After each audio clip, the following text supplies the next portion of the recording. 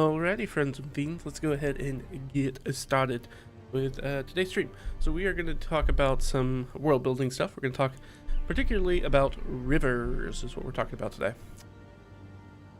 Pull this up real quick. So today we're going to talk about rivers, primarily about world building and kind of map making for whether that's for novels or D&D or whatever you're doing. Or just world building for world building because you're a sicko. Or anything like that. So what I wanted to do is I wanted to create a quasi-realistic rivers for my own hex mapping. That kind of ties directly into the hex mapping system I use, which again is sort of like those 4 tiers of hex mapping, the kind of Russian nesting doll, allow me to zoom way out, sort of a big map of the entire world, and zoom really in on a very intimate local scale. And yeah, that's what we're going to talk about. Before we jump into it, we'll give the people just a few minutes to show up if they're finding the streams, and jumped out on social media and let people know, hey, we're going to stream this morning. Or at least this morning for me. I don't know what time it is for you, or if you're even watching this live. If you're watching the VOD, hey, how are you? What time is it for you?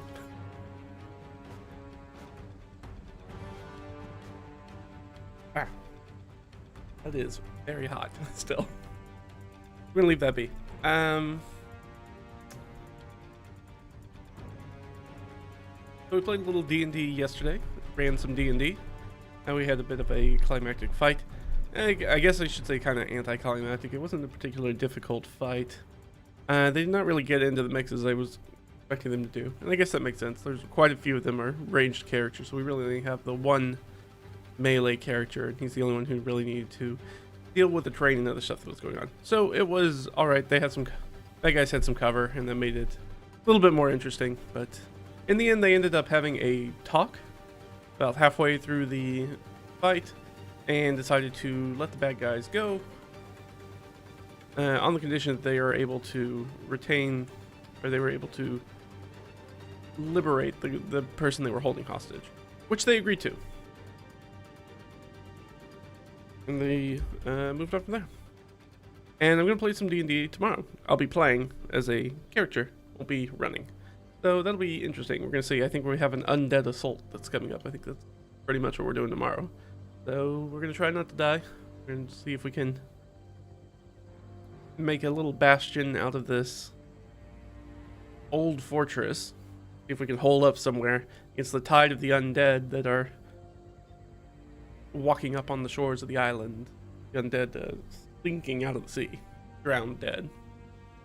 Yep, no, I mean that's it for the most part. Alright, I guess we should just go ahead and keep moving on. We'll move forward. So yeah, we're gonna talk mapping, particularly rivers and mapping, and rivers and world building in general, as well as some adventure stuff. Why I felt the need to do this, essentially, and what we're going to talk about. So we're going to talk about why I needed to do this. We're going to talk about a sort of a basic primer,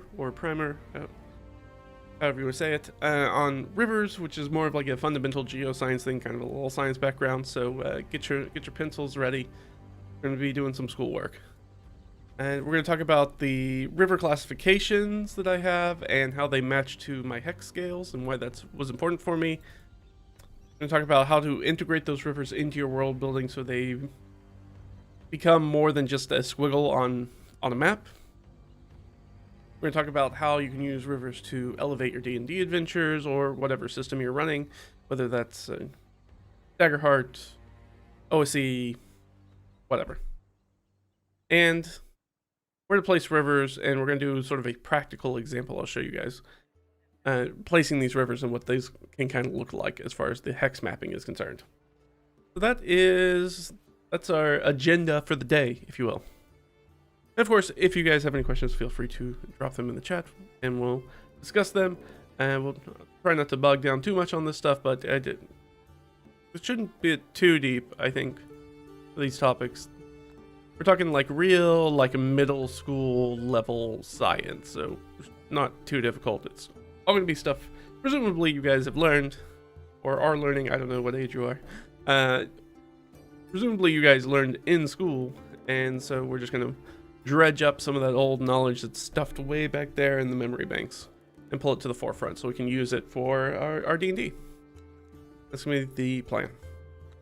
So, let's start off with the beginning. So, what better place to begin than at the beginning, which is, I'm doing this, so why did I feel the need to create an entire system for detailing rivers for my world building and D&D games? Good question. I ask myself that question all the time. Why I do this? The truth is because my brain's a little funny and I like processes and procedures and doing stuff and trying to make things make sense. Especially when it comes to doing D&D and world building and all that stuff. That's the short answer. Do you need to do this? No, not really. I think it's unlike some of the other world building stuff where I say this is definitely not something you should be doing if you're interested in running a D&D campaign, because you're going to get way off in the weeds. This is a thing that I think is important if you're doing some mapping.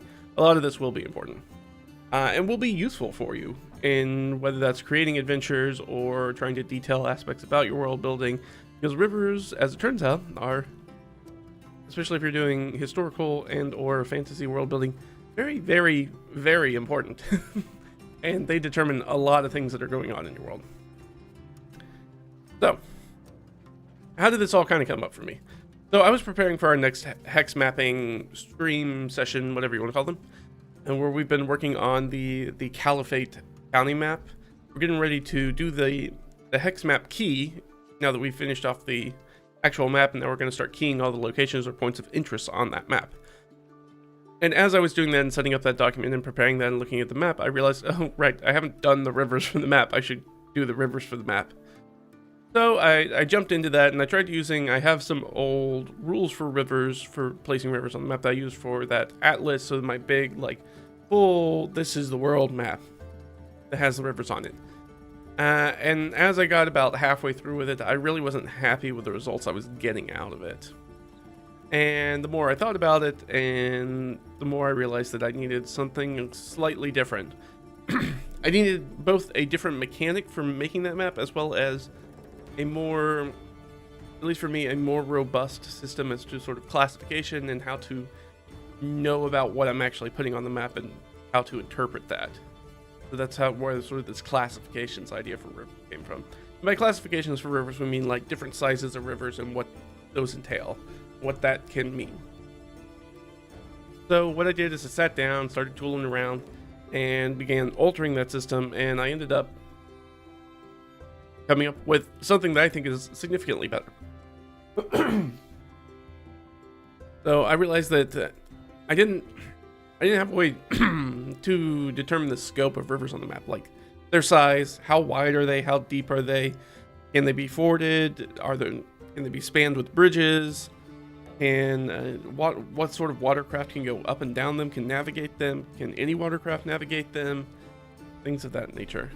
So that's why I ended up building this classification system. So there are 7 different river sizes, and I tied each of those 7 different classifications of rivers to my 4 different sizes of mapping hex. That alone, like I said, allows me to go from that very, very top, those are the Atlas hexes, all the way down to League hexes, which are about 2 miles across and some change. About an hour of travel. That's why I call them League hexes. About an hour of walking gets you across that hex. But before we jump into all of that, I do want to talk first about essentially kind of a basic I was going to say remedial, not necessarily remedial, but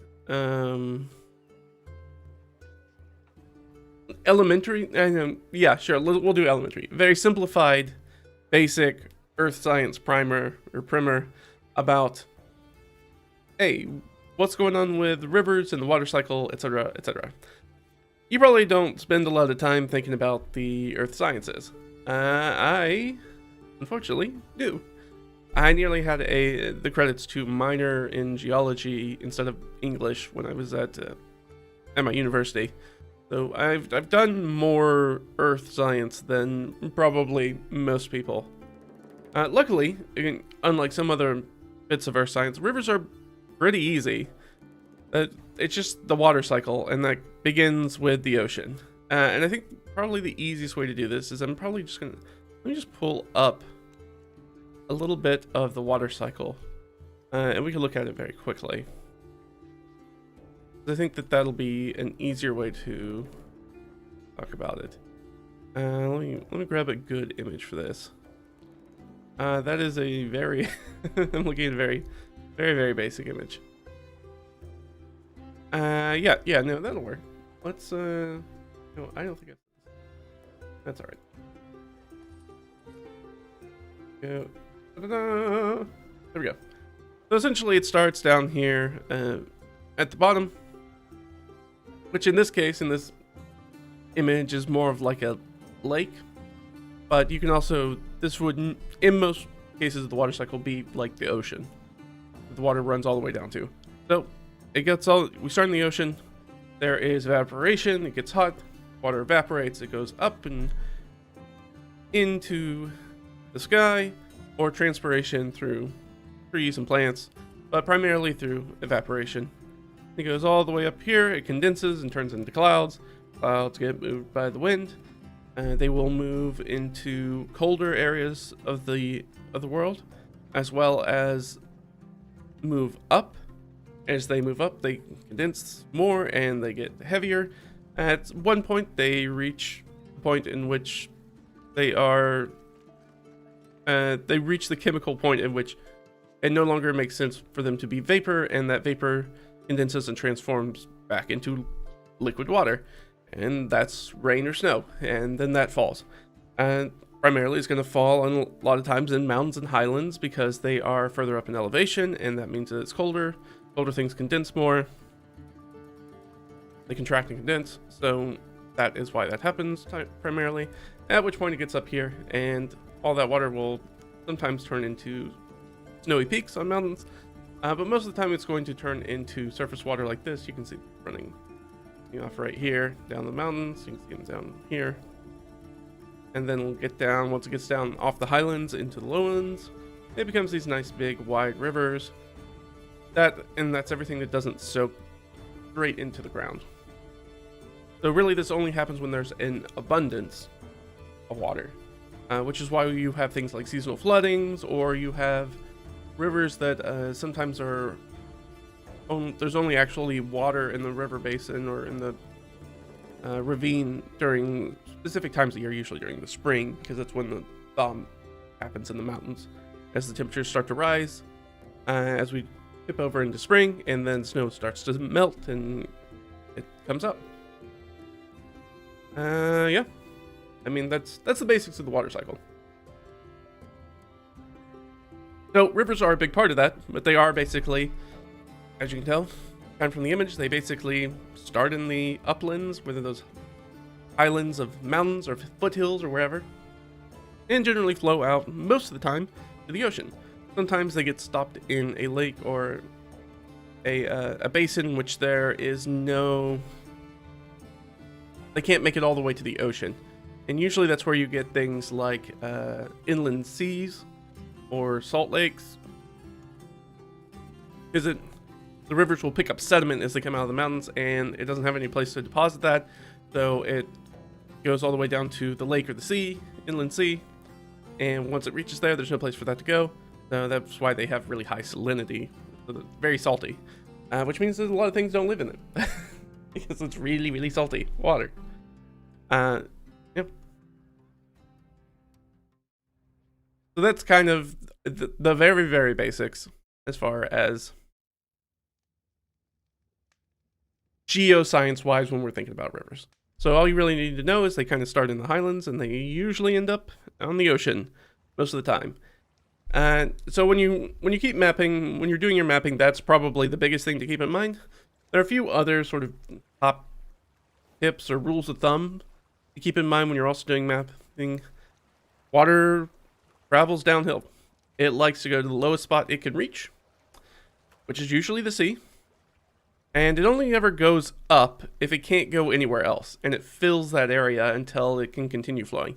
Essentially, that's how you end up with things like lakes, is that there's more water that's coming in, and it reaches up, and then like a cup that you fill with water, eventually it will overflow, and then the river continues to the next lowest spot it can find, essentially. When you're mapping rivers, an important thing to remember, this is one of probably the things that people or maps screw up the most, is that rivers never divide as they flow. They always converge. They never split. Never is a very strong word, because they do, in fact, there are times when they can split, but like 99% of the time they're not going to do that. So instead they're always going to come together. So they should always be flowing from multiple sources. If you want to look at it like a tree, at the bottom of the tree, at the very base of that trunk, that's where the estuary is, where it's going to hit the sea or the ocean or wherever. And all the branches up top are in the mountains. Those are all those tiny little feeder streams that all come together, like little V's, all come together and flow into that trunk. Lakes and wetlands is another important one. Can have many inflows, which means that they might have different tributaries, different streams or rivers or springs or whatever that feed into them. But they're generally only ever going to have the one outflow, and that's pretty much just back to rule number one, is that the water is always going to flow down, and it's always going to reach the path of least resistance. So pretty much always going to have one outflow. So just like rivers don't split, lakes aren't going to have a split in them either, but they can have multiple inputs. And the last part is endemic basins, which is what we were talking about. That's where surface water ends inland, where it doesn't make it out to the ocean. And usually those lakes are, the only way that they get rid of water is through evaporation. They are very rare. They don't happen very often. It is more likely for a river to continue to the coast or go beneath the soil, like it'll go underground, become an underground river or part of a aquifer or something like that. That's a lot more common than having like a salt lake basin or like a Dead Sea situation. Those are very rare. They don't happen very often in nature. And I guess to finish out our education section, we should just talk about detail the courses of what a normal river looks like from tip to stern. So at the very top, you're going to have the headwaters. That's basically where everything starts out. Like we said, that's usually in the mountains or spring or something like that. There's going to be a place where water's going to start bubbling down the path, like tiny little rills and things like that. So those are commonly referred to as the headwaters. That is the head of the river. There is the upper course, which is basically anything that's in the mountains or highlands for the most part. These are going to be these tiny little rivers, and they're going to be like step over streams, so streams that you can, there's no fording or anything like that. You can literally just walk over them most of the time. And those, as they start to converge, they will reach what we call the fall line. The fall line is where the lowlands and the highlands meet. Usually there's a very rapid elevation change vertically. And it's called the fall line because generally the water falls off of that. That's where you get a bunch of waterfalls. That's where waterfalls tend to show up, as well as a lot of things like rapids show up there, where you have there's a lot of velocity that builds up in the river because of that potential energy of gravity, where they're changing elevation very quickly. And after it gets out of the highlands and hits sort of like the lowlands basins, plains and things like that, it becomes the middle course. The middle course is best known for, that's where your big tributaries are going to come together. So that's usually where you see larger rivers meeting and combining. That's generally where that's going to happen, is in the upper course. The upper course is still generally straight. The river widens out some, and then eventually get into the lower course, which is where you start getting closer to the sea, where you have more and more tributaries come together. The rivers get wider at that point. They tend to get a lot slower. They tend to get a lot more windy. You start to see things like meanders and oxbows. You can look up all that stuff if you want to. Oxbow lakes and things like that, where the rivers does big squiggles try to get to a place.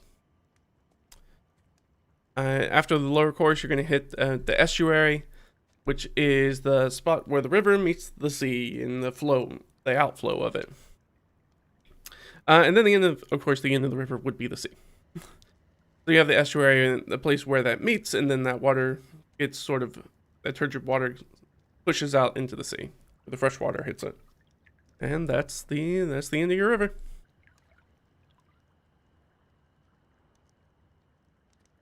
So what does that kind of look like as far as mapping? We talked quite a bit about the fall line. As far as the upper course, you have those small, straight, very fast-moving streams and things like that. They're going to have big dips in elevation. There's a lot of vertical erosion that happens there, which means that you have a lot of very steep valleys. They're very what they call V-shaped valleys, so they're very steep. And so most of the erosion that happens with those rivers is vertical as opposed to horizontal. We talked about the fall line. That's where the transition is. That's where your waterfalls and rapids are going to be. It's generally the end of navigation for lowland watercraft. So you're going to reach a point if you're in boats or something like that, where you're going to reach a point where there's going to be those rapids or there's going to be a waterfall. Now, I don't know if you know this, but most boats can't go up waterfalls or up rapids. It's very difficult for them. And by that, I mean they don't do that. So if they're a small enough boat, they just pick it up out of the water and they move it and then get into the upper course. If there's enough water there, this is usually at the point where there's not enough.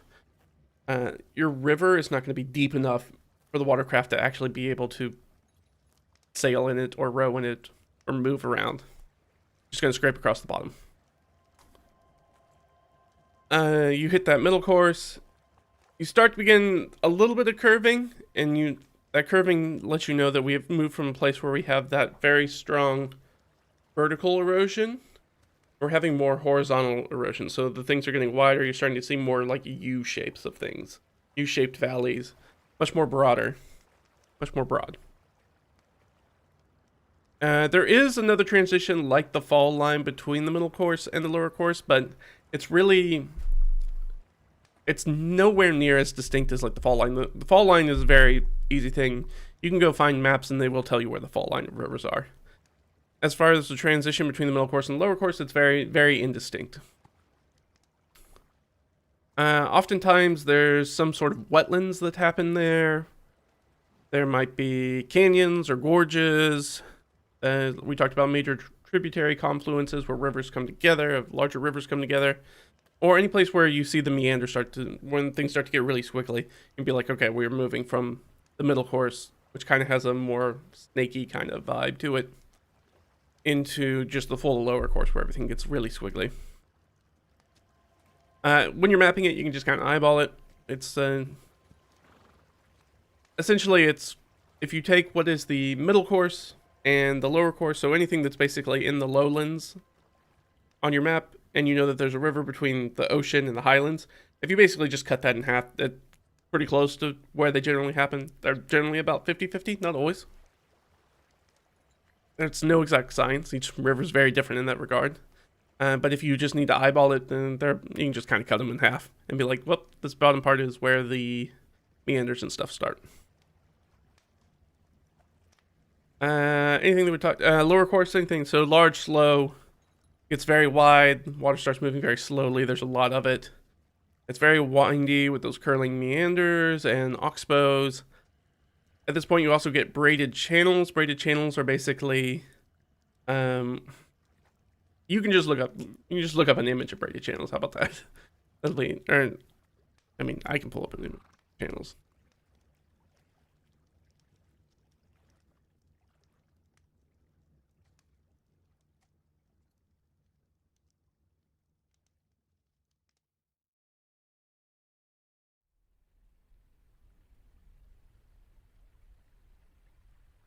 Yeah, this one's pretty good. Let me... That's kind of small, but that's all right. A little bit. All right, here. Over to you guys. All right. There you go. So it kind of looks like that. So you notice that you get to the point where there's so much deposits of silt in soil that they kind of build up these little mounds and make tons and tons of tiny little islands, so the water flows around those islands. And that's why this is called a braided channel. So it kind of comes this area where technically that's all one river, even though it looks like maybe a whole bunch of rivers running next to each other in a lot of places.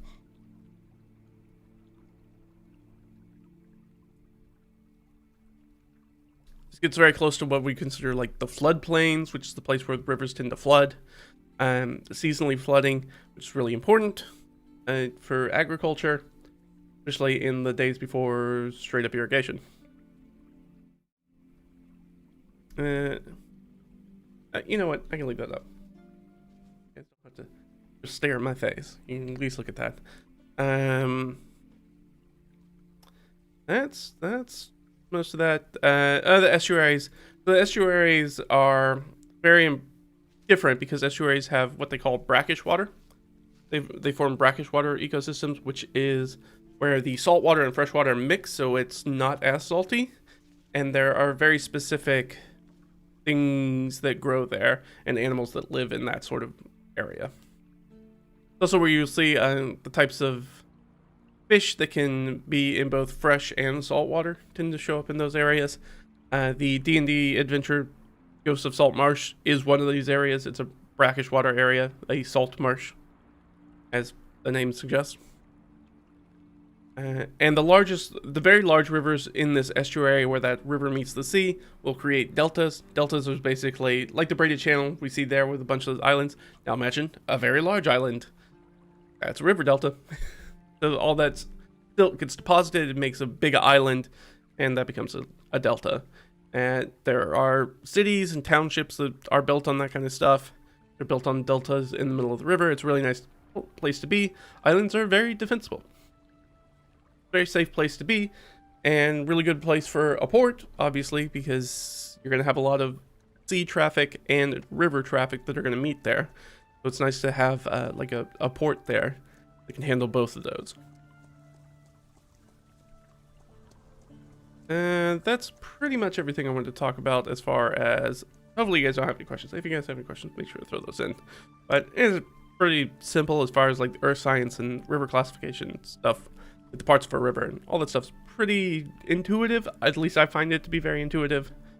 And it's kind of what you see is what you get. There's not a lot of hidden secrets in it.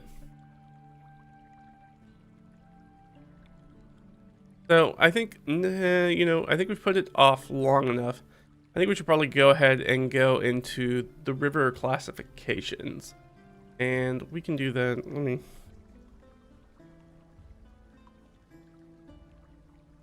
up. There we go. Alright, so this is about placing rivers. We talked about most of this stuff already. And we'll talk about some of this little stuff. Some of this is about the practical advice of placing this stuff, which we're going to get to here in a little bit. Let's talk about the river classifications. So, this is the table. These are the 7 different classifications. I give them these names. The names of rivers is in no way scientific as far as their size. So you can kind of call them whatever you want. There are some things like rills are always going to be, and brooks and creeks are generally all small as streams. It's kind of one of those things where if it sounds right in your head, it's probably right. But you've also get creeks or streams that are named for things that are probably more like rills or brooks. And rivers that are streams and streams that are rivers. And like I said, there's no hard classification for any of that stuff, as that's very common in a lot of sort of earth science or landforms that you're doing for like world building, is that there's not really, just like there's no scientific designation between when a hill stops and mountains start as to what you call them. There is a sort of kind of a rule of thumb consensus of being about 2,000 feet is where hills stop and mountains start, but again, there are smaller mountains and there are taller hills. So, and there's plenty of both. So it's all very vibes based as far as when it comes to naming things, especially natural landforms. Let's start off with the small ones. I'll go through the table and then we'll go through the descriptions, which I have. So we have rills. These are the step over creeks, step over waterways. Less than 2 feet in depth. You know, gonna get your boots wet. That's about it. Or 2 feet wide, 6 inches deep. Like, you're gonna get your boots wet. That's about it. Very fordable. Obviously, no, you can't have any sort of watercraft in there. Brooks, a little bit wider, a little bit deeper, about twice the size. Also very easily fordable. They're up to 5 feet, so I mean, you're not, unless you're a small creature in D&D terms, like, nobody's gonna have any trouble getting across a brook most of the time. Or at all, because it's only 12 inches deep. I keep looking at width and then thinking depth. That's a me thing. I don't know why I think depth should be up front, because it's not. So yeah, very easy for anything to get across. Honestly, only tiny creatures are going to struggle with that, maybe. And even then, not really. Then we get the creeks. Creeks are pretty significantly wider, 5 to 35 feet across. So quite a bit, which is about, what, like 3 meters? Up to 3 meters across, thereabouts. And about 1 to 5 feet. So this is the area where, once it starts getting this deep, once water gets about 3 feet deep, it becomes, and it's moving water, it becomes somewhat dangerous to actually wade through. Fording it becomes more difficult, because the current can't just take you away. So at this point, fords become uncommon, and really you can only cross at the shallow areas. There will be, rivers are not uniform depth. There are areas where they're really shallow and areas where they're really deep. So you know that the creek is going to be between 1 to 5 feet deep throughout it. So you're going to look for the shallows areas, and that's where the fords are going to be. There's only, like, 1 to 2 feet, and you can probably pretty easily walk across it, or get a wagon across it, or a horse, or livestock, sheep, or whatever. Will be able to get across it. At this point, once you get to the creek, you're actually able to get some watercraft going. There's enough water in the channel, deep wise, that you can get some shallow draft, very shallow draft stuff going on. Talking about like canoes and punts and coracles, things of that nature. And I think we're all pretty familiar with what a canoe looks like. A punt is like a flat bottom boat that you push with a stick. And a coracle is kind of like a one-person canoe. It's kind of, essentially it's a boat, but it's really just a bowl that you sit in. It's a big bowl that you sit in and you paddle. It's like a one-person thing. So it's got to be a very light load. And you kind of need to know what you're doing, because if you don't know what you're doing, you're going to probably hit this. You're going to hit a shallow area. And in that shallow area, you're going to get stuck. So you have to have some experience in the area that you're doing.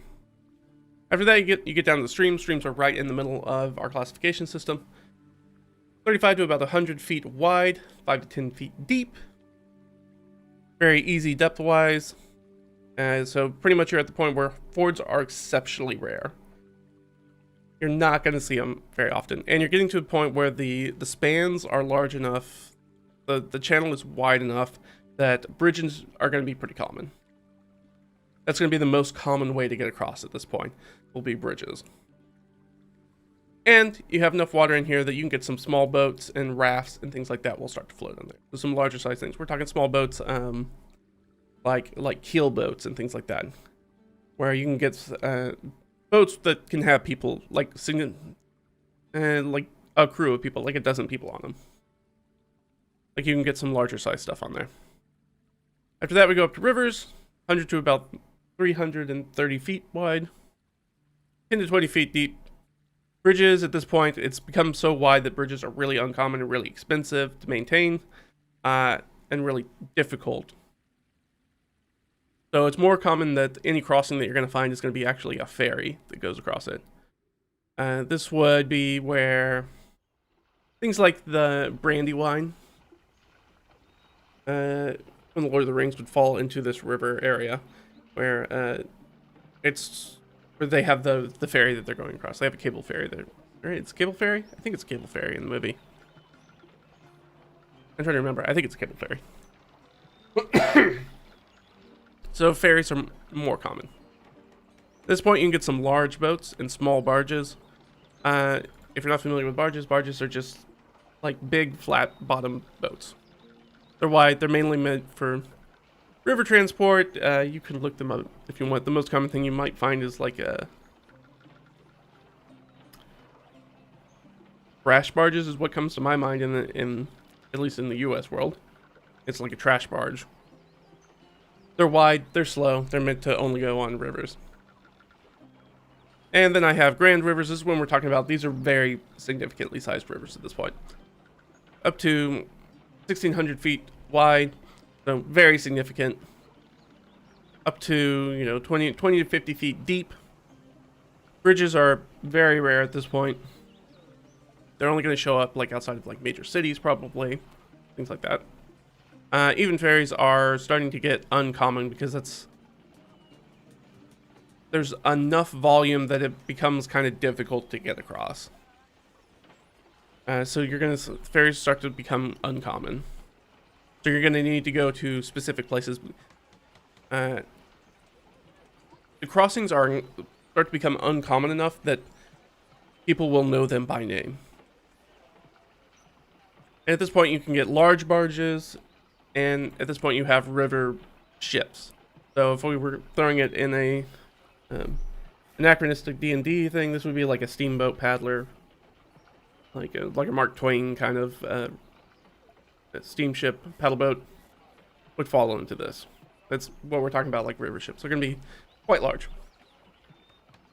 And then we get down to the very bottom, and these are our mother rivers. These are our big ones, where they can be up to miles across, and up to like 100 feet deep, very very deep. And they basically symbolize a significant travel barrier, and ferries are going to be the only way you're going to get across them, because this is before the advent of like steel bridges. So that's the only way to get across them for fantasy world building.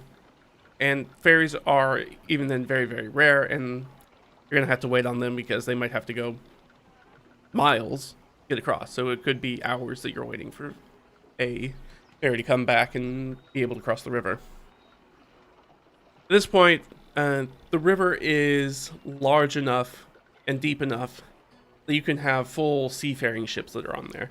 This is where ocean ships can actually make their way into the river.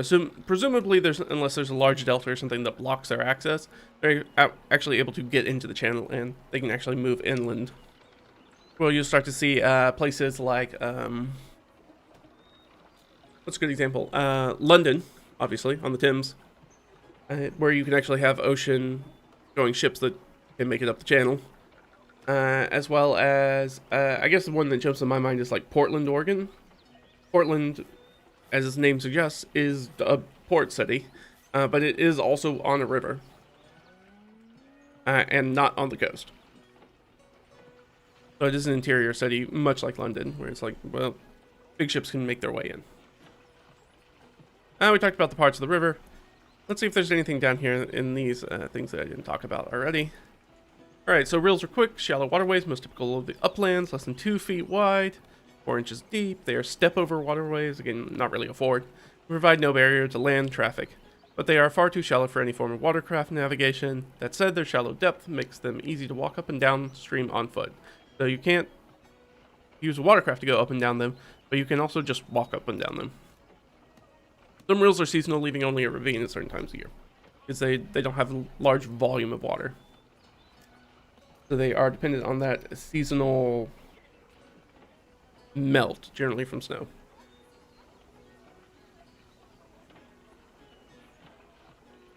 Brooks are larger. They're larger than rills, but similarly common in the uplands. They can be 2 to 7 feet wide, 4 to 12 inches deep. Outside of flooding conditions, spring snowmelt, heavy rains, brooks do not require a ford to cross and can easily be traversed on foot. Similar to rills, they are too shallow to navigate with watercraft. Like rills, some small brooks only have water during certain seasons. I really should have probably just read this instead of going down the table, but that's good. I just want to make sure there's not any special notes that I missed out, so I'm just going to read them. Creeks are sizable enough to always be present with water. With widths of 6 to 33 feet and depths of 1 to 5 feet, brooks represent the first waterway classification that cannot be easily crossed on foot. Travelers can ford creeks in their shallows, which takes some travel to find, but as crossing the waterway becomes an issue, navigating it by vessel becomes able but difficult. With a light load and experienced hand, canoes, coracles, and punts. For me, I started to put stuff in here. It's like, hey, I'm going to read that as rowboats, or the 5e 2024 D&D stats, can be used to navigate these waterways. Their features include those V-shaped valleys in the upper course where we talked about, where there's a lot of that vertical erosion, so they're very steep. Streams are 33 to about 100 feet wide and attain channel depths of 3 to 10 feet, making fording them particularly difficult. Very few legs of a stream are shallow enough to ford. Bridges are more common across waterways at this size, becoming prohibitive in cost to build and maintain as spans increase, so as they get wider. Ferry crossings are rare, but the steeper channel streams offer navigation by rafts and small boats. Read keel boats. Talked about for the 5e 2024 stats.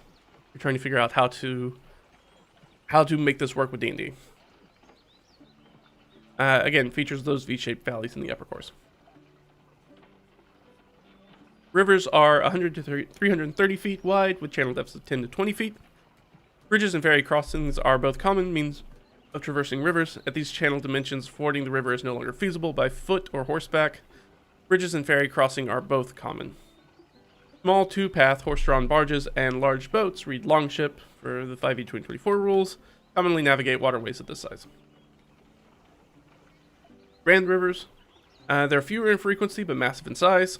The channels of 330 to 1640 feet across and depths of 20 to 50 feet. They are exceptionally expensive to span by bridge, making them a rare and awe-inspiring occurrence. Those crossings are accomplished by ferry. The immense channels allow large barges and river ships, galleys for 5e 2024, navigate these waters. Mother rivers, and that's just the term that I have for it. They represent the largest and most noteworthy waterways in the world, often responsible for cradling the start of civilization in their valleys. The name Mother is appropriate. They are iconic enough that people far and wide know of these rivers in the same way we know the Amazon, Ganges, Mississippi, Nile, Yangtze, etc. Mother rivers are massive, with channels ranging 640 feet to about 6 miles across, and depths of about 50 to 100 feet deep. At this size, mother rivers represent a serious barrier to land travel with only limited ferry crossings available.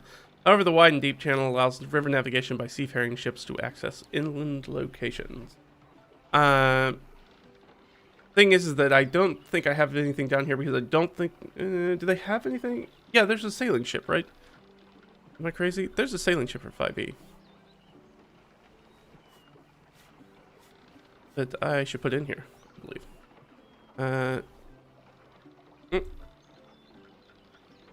Yeah. I think this is one. 100 tons, 20 passengers, 20 crew. Yes. So I'm going to toss that in there. I have not put that in there yet. By seafaring ships.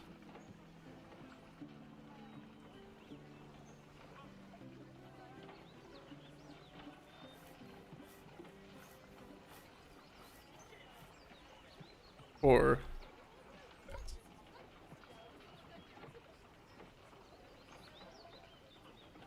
da-da-da! And we've done it. And here, this, yeah. I think this is what we're going to talk about next. Let me check my actual notes. Do that. Yeah. Okay. Perfect. So I need to map these to my 4 different hex scales. Took me a little bit of time to figure out how to make 7 things fit into 4 buckets, but I did it. I was able... What helped me was to focus on the different courses by the size of hex as to what would be notable enough to show up on that hex within mapping. So Atlas hexes, which again for us is about 360 nautical miles, which is a little bit longer than statute miles. So what, like 380, something like that, 390. miles. So it's a big chunk. It's a big hex from side to side, that 360 nautical miles. So in the upper course, you're going to have streams. So if it's noted in the mountains or hills, then it's going to be this size. Okay. This size. Okay. We know that this is going to be a place where they're going to have to find fords or a bridge to get across it. Once we get to the middle course, it'll be these rivers and grand rivers. That's how we know the size. So again, very large rivers. And then because the Atlas hexes primarily only show mother rivers, we're also going to get a lot of those in the lower course. And then we just kind of move the scale up, essentially. So we get into region hexes, which are only 60 nautical miles across.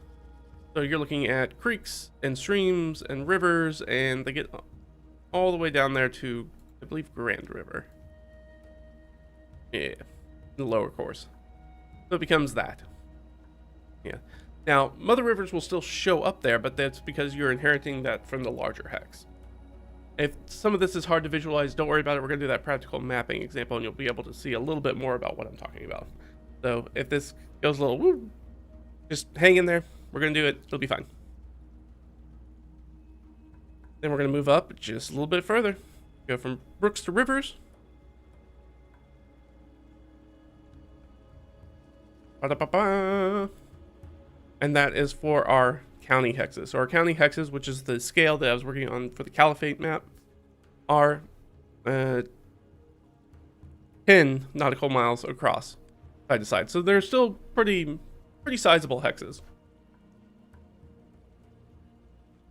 And that means that there are primarily brooks in the upper course, and the creeks and streams in the middle course, and then the streams and rivers in the lower course. Our lower course is just rivers, sorry. The middle course is where I tried to put most of the... You can go one way or the other. Because the middle course, technically, it tends to be a little bit longer than the lower course in most examples I could find about rivers in the real world. So I like to give myself the ability to scale that up if I need to. So it shows like there's still a progression. So it can be like at the top of the middle course, it can be the creek, this creek size, and then as we get more confluences of rivers coming together, they'll start building that stream.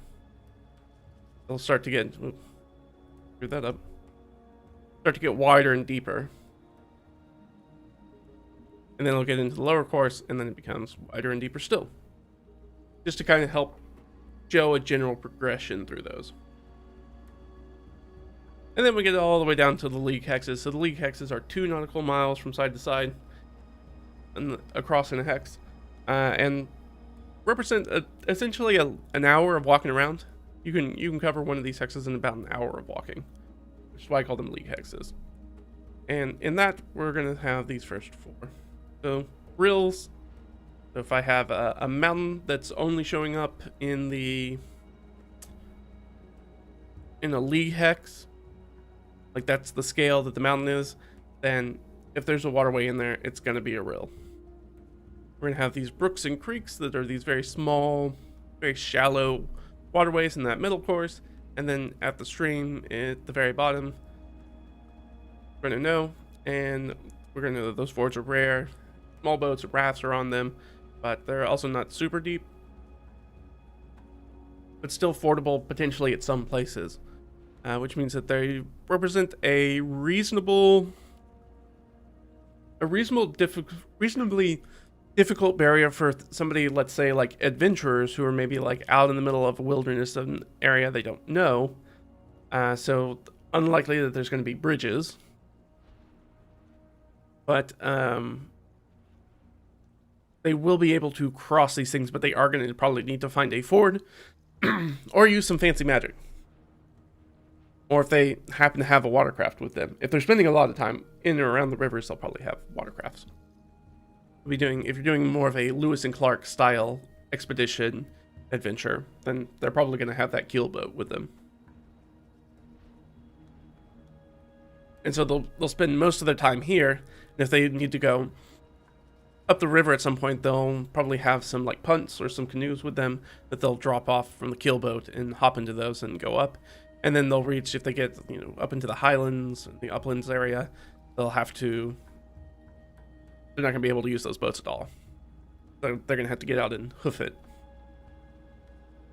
But like we said, those waterways are so shallow that you can just kind of walk up and down them pretty easily and cross them that way.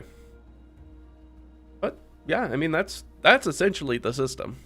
So it's pretty straightforward. I think it was straightforward, and I find it to be somewhat elegant design. I think it works pretty well, or at least it has been working well so far. And you know, we haven't done that.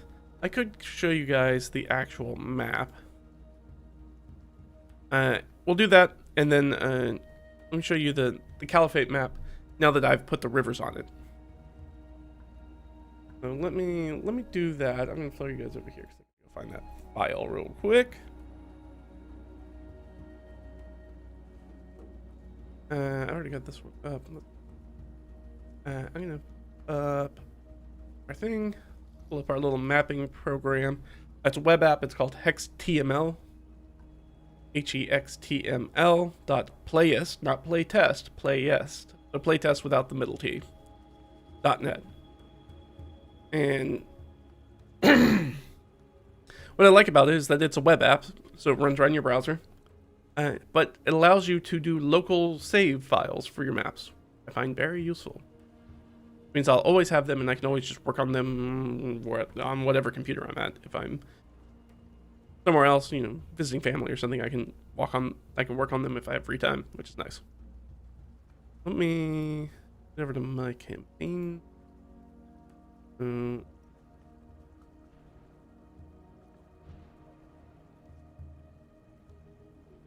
Alright, I'm gonna open this one. Sorry, I'm just trying to figure this out real quick. Pull this down so you guys can see.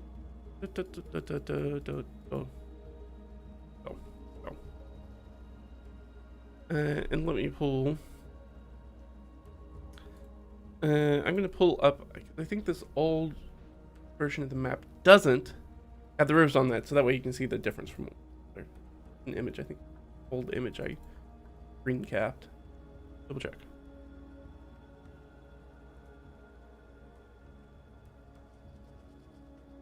Yes. Perfect. Okay. Yes, we will do that. This is the new map. Let me pull up the old map. Is the older map. You'll notice, zoom in a little bit. There's no rivers on here.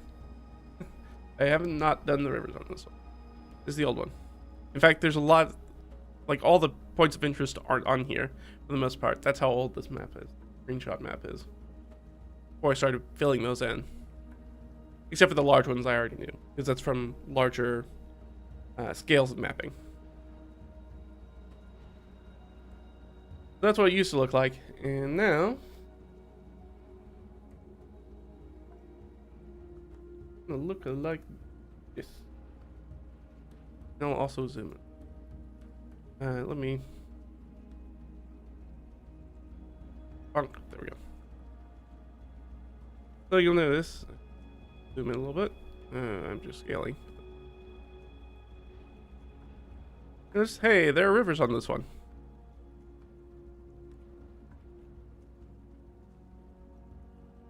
There's quite a few rivers. Actually, there's a buttload of rivers. And that's mainly because there's just a whole bunch of mountains on this one particular map. You see that there's quite a few over here. But all of those are the county scale. And because of the county scale, we're going to have this upper course. These upper courses are all brooks. They're all very small rivers. But they are rivers nonetheless. But it's nice to know them. But primarily, I wanted to show off here, which is the area I've actually been working on, because I've started to name them. So at some point, this is going to be absolutely annihilated with these little white boxes that are going to have names for rivers all over the place.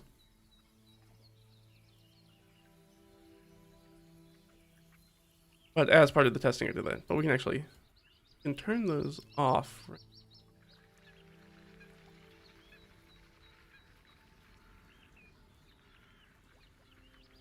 There isn't there?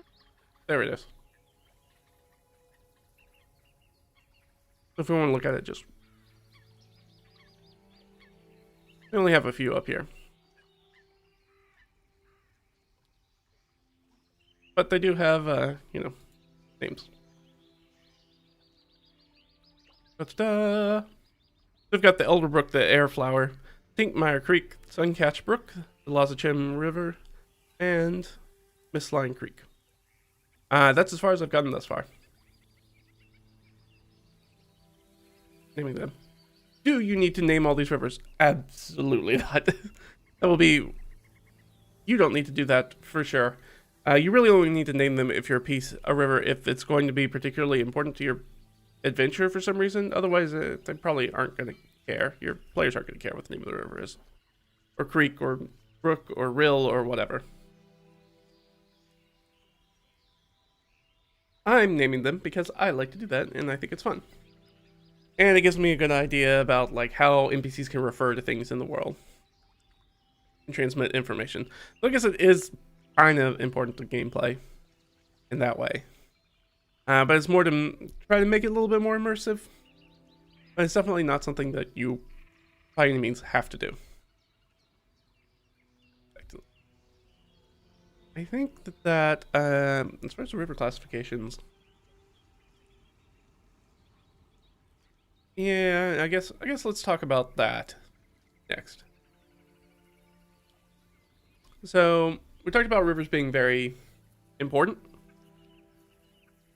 and I want to touch a little bit about like the importance of integrating waterways, rivers, into natural geography and world building from that aspect of it. Important to know that rivers help shape biomes, specifically wetlands and lakes and those inland seas that we talked about earlier. That's how those happen, where you get the places like salt marsh. That only happens because there is a river in the area. Well, actually, that's not true. It's riparian zone. So never mind. I'm gonna get in the weeds because it's wetlands. So we're not going to do that. There are other ways for them to form, but primarily they are formed in and around rivers. Rivers introduce specific flora and fauna, both being very useful for creating a lot of variety in your world building and D&D campaigns. Like I was able to add a monster in the current campaign that I'm running right now. There's a large eel that lives in the wetlands around the island that they're spent all the campaign at this point. There's just a massive eel that they call the Marsh King, who's just out there, so you gotta be careful when you're out there. He'll get you. But he only hangs out in a very specific kind of area, and they have not spent a lot of time in that area, except taking the ferry there, at which point they did see him. So it's nice to add that sort of stuff in. The rivers carve through the landscape, and they create valleys and gorges and canyons and basins, so that allows you to add a lot of that natural geography into your world building. We'll talk a little bit more about those specific examples as we do our live mapping, which we're about to get to here in just a little bit. I think we got like 2 little more sections to jump through, and then we're going to jump into that live mapping. So weather can also impact them a lot, and that's really important. So part of the water cycle, so if you're not getting that precipitation, if you're not getting that snow or rain that's coming down, you start to get a drought. And suddenly the river starts to dry up and starts causing famine, and too much rain starts causing things like floods and infrastructure damage. One of the things that happened specifically pre-industrially, even post-industrially, is that flooding rivers often will wash out bridges and other crossings, so they'll destroy fords. And more often than not, they're going to destroy ferries and bridges, primarily bridges. Humans' bridge game was not great for a very long time. We have a number of old bridges, but a lot of bridges also get washed away, or the river just surges and takes it. Because it's depending on those pilings that are down there in the middle of the river to hold the bridge up most of the time, especially if it's a wider waterway that they're trying to span with a bridge. Then you're going to have those piles that they're going to be sticking on in the middle of the river, and have a big surge of water comes through that will topple that stuff and wash out the bridge. Very easily. Happens very commonly. So if that's a very easy thing that you can put into your world building, if you want to, especially if you want the world to feel a little bit more robust, if there's a bridge, somebody's probably working on that bridge almost all the time. As that bridges are just a thing that, especially in the sort of anachronistic medieval Renaissance world, that sandbox in which D&D plays genre-wise, just not a lot of great engineering. It's a lot of stone and wood bridges, and neither of which hold up real well against water, especially powerful water, like a surging river from flooding. So what would happen is that you would have a bridge gets washed out, people have to find the fords. They use the fords that are still probably going to be there most of the time, and so they'll use the fords while the bridge gets rebuilt. So there are places where the bridge basically gets rebuilt every year, because the flood's going to come in the spring and it's going to wash the bridge away, and then we'll rebuild the bridge and we'll have it for the rest of the year until the next spring when the floods will wash it away again. It's kind of this cycle. So you can add that in if you want to, just if you want to add a little bit more texture or color to your world.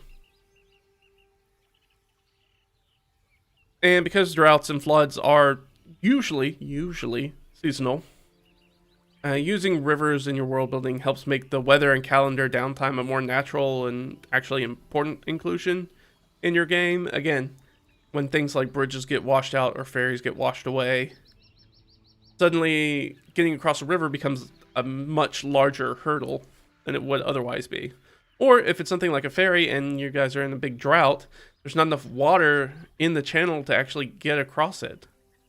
So it can leave you stuck in a very weird spot where you can have a very specific situation when there is too much water for you to ford on foot, but there's not enough water for the ferry to be able to operate to carry you from one side of the river to the other. So you can create a situation in which your PCs are kind of stuck and they have to figure out some other way to get around. And that might be, this is where you want that creative problem solving. It's like they could run up and down the link to try to find a ford somewhere they might be able to get across in some sort of shallows area, or talk to somebody about it. Or this is where they can use some fancy magic. They can use some water walks, or flying or turning into different creatures, or whatever it is. Or ye old folding boat. They can pull out their folding boat and hop in there, or maybe they need to see if they can convince one of the locals to like take them across in their like punt or something like that, like their personal boat, to ferry them across. Pay some people to do that. Just little things that just kind of like, you can create a very basic problem and then leave it, or challenge. Try not to use the word problem.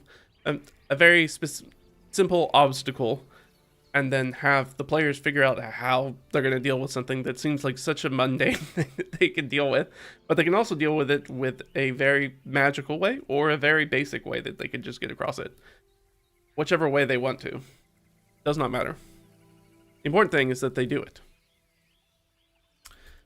So that's most of the natural geography, but I do want to have viewpoints about like human geography and world building. We touched on some of it a little bit when we were talking about the river valley civilizations. So when you're integrating the rivers into human geography and world building, rivers are massively important still. Potable water access, being able to have drinking water, very important for people and animals. Floodplains, incredibly important for agriculture. Transportation is key. All these things showcase the water access, the ability for agriculture, being able to easily transport goods and people, using riverways.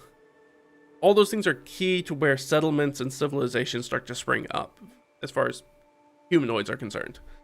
We like those things. Those things are very useful for us. Rivers are extremely useful for us in this context. That's why you see the great sort of like ancient civilizations, what we know to be sort of that cradle of civilization, are these great river valley civilizations where you have right, the Indus and the Yellow River, Mesopotamia, Tigris and Euphrates, the Nile. All of those are very important, and all of those have the floodplains, and they were very successful because of the flooding of these major rivers. That's what made them. Now, some of those rivers were a little bit, they had less, they were a bit more mild than others. So one of the things that why ancient Egypt was so successful for so long, despite being, smack in the middle of a desert, is that the Nile floods very regularly. In that I mean that they know when it's going to flood, and they know how much it's going to flood. It's very regular in that way. Not as in it happens all the time. Now compare that to the Tigris and Euphrates, Mesopotamia. Both of those rivers flood much less regular. It can go from not flooding very much to being very, very destructive. So Mesopotamia was able to hang in there, but the Tigris and Euphrates are not nearly as regular as some of the other river civilizations. I think they are the most chaotic compared to the other ones. And I guess that makes sense because comparatively, the history of what we know about the other river civilizations, Mesopotamia, pretty chaotic place. Lots of empires, lots of people getting killed and stuff. It's crazy.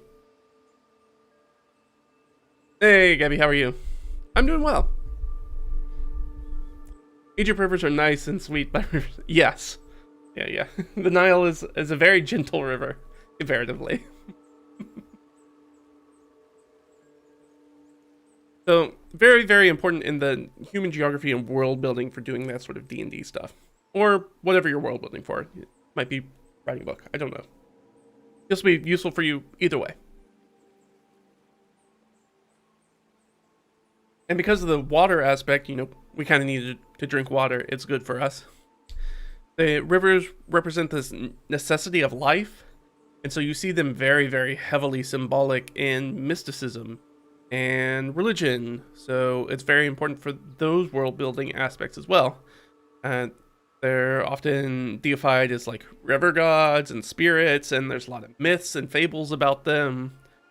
Rivers symbolize life. They symbolize journeys, transition. How many rivers of the dead do we have? Again, we can jump back to ancient Egypt. You cross the rivers over to where the pyramids are. You have the river Styx. There's a lot of death and rivers, and being that life and journey and transition, death and rebirth cycle, as well as purification and cleansing. Anytime that I think about like rivers and death and rebirth, it always makes me think, I don't know why. It's not like this is a particularly important piece of media to me, but it always makes me think of the River World, which was a book series. And also they've tried to adapt it a few times for screen, never very well. Which is essentially a bunch of people show up from a whole bunch of different times and places on the shores of this massive river. And they don't know what's happening. As far as we know, everybody is supposed to be dead. So you have people from different time periods, so people who come from an age in which these other people aren't, that they know of, and are dead, and have been dead for a long time. Like in some cases, hundreds of years. In some cases, maybe thousands of years. I don't know why that always comes to my mind. I'm not a huge Riverworld fan. I've never even read any of the books. I watched the like made-for-TV stuff though. Maybe that's why. I think it's because it's nice for me to see fantasy that takes things like rivers seriously, because it's usually not really thought about in a lot of fantasy literature or media in most forms. So it's nice. And in Riverworld, they build a steamboat. That's what they're doing. They're building a steamboat, among other things. But they are building a steamboat, which is very important. It ties into our next point. So rivers are the mass transit highways and railways of the pre-industrial world.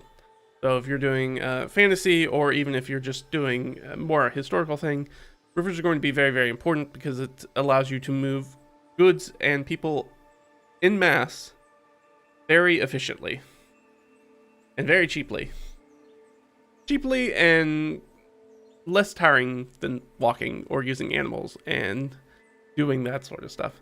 So it helps connect the world through those peoples and goods across the land. It's so impactful. The water is so impactful on transportation, to the point that we still call it shipping today.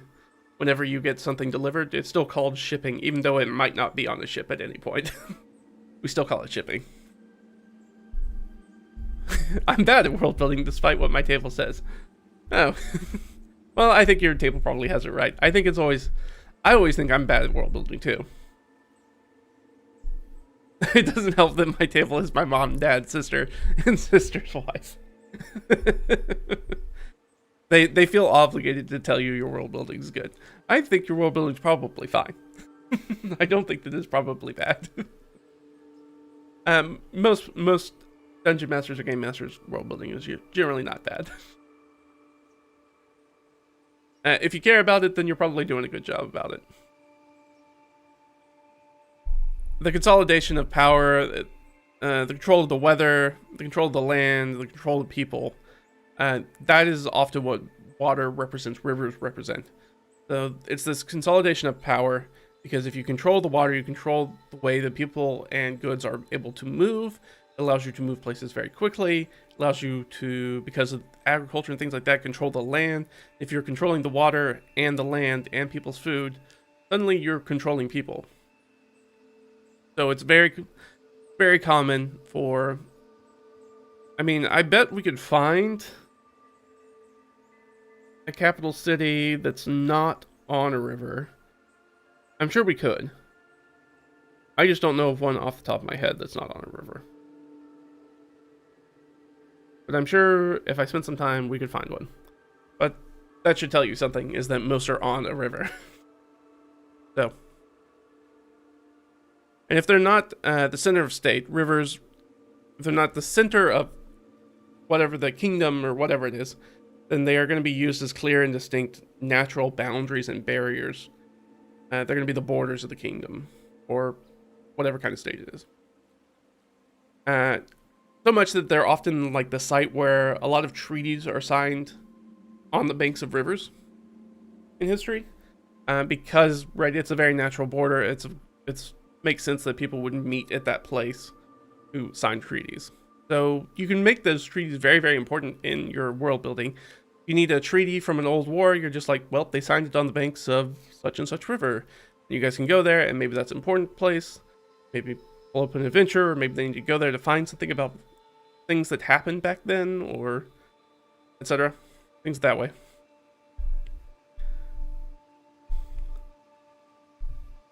They tell me if they thought it was bad.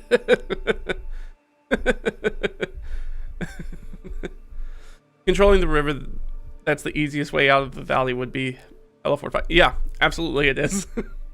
Yeah, controlling the river and the river valley is very, very important.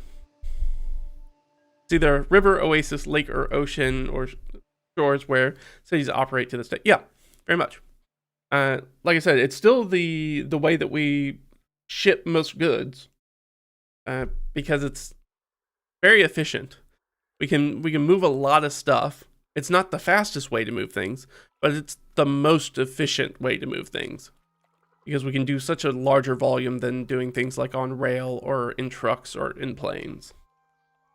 using ships for travel. I mean, all you gotta do is look at a cargo ship, right? Those things are huge. There's so much stuff that they move. It's so important that we actually, you know, create canals through land so those ships can move to other oceans, to other larger bodies of water. Or like, we just need to get rid of some land to get this, so that way these ships can get through here. That way they don't have to go around the place. And the last thing that we want to talk about before we jump into, we're going to do the practical mapping thing that's going to come up right after this. But I would be remiss if we did not talk about the rivers aspect for creating adventures and how that can be super useful. So we talked about the natural geography, we talked about human geography as far as world building aspects, we talked about the sort of like natural sciences aspect of it. So now let's talk about like how can you actually use rivers in a more pointed way in your D&D or whatever TTRPG you're playing adventures. And so let's talk a little bit about that. So the first part, and I wanted to throw this out because it's a nice transition from talking about world building to talking about D&D adventure, is that there are pieces of media, especially fantasy media, where rivers are very, very important. One of those is The Lord of the Rings, and I've decided to focus specifically on only the first book, only the Fellowship of the Ring, because in that you have the Buckleberry Ferry on the Brandywine, you have the Whitewater horses at the Ford of Bruinen, you have the Pillars of the Kings that mark the entrance to Gondor's border.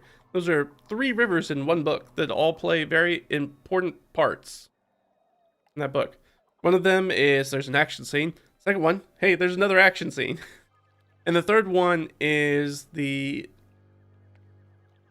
mark of transition, that they are moving on into the next phase of the adventure, that they are going on the journey as the Fellowship, really having now gotten Frodo healed back up and gotten their fancy new cloaks and limbus and all that fun stuff.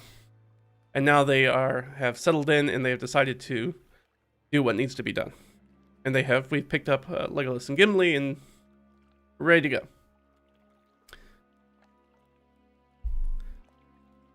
I'm thinking of my Carrion Valley, and it's valley surrounded by mountains on all 3 sides. Yeah. And an ocean shore in the north. Yeah, okay, so it's almost like fjordish in that way. Yeah.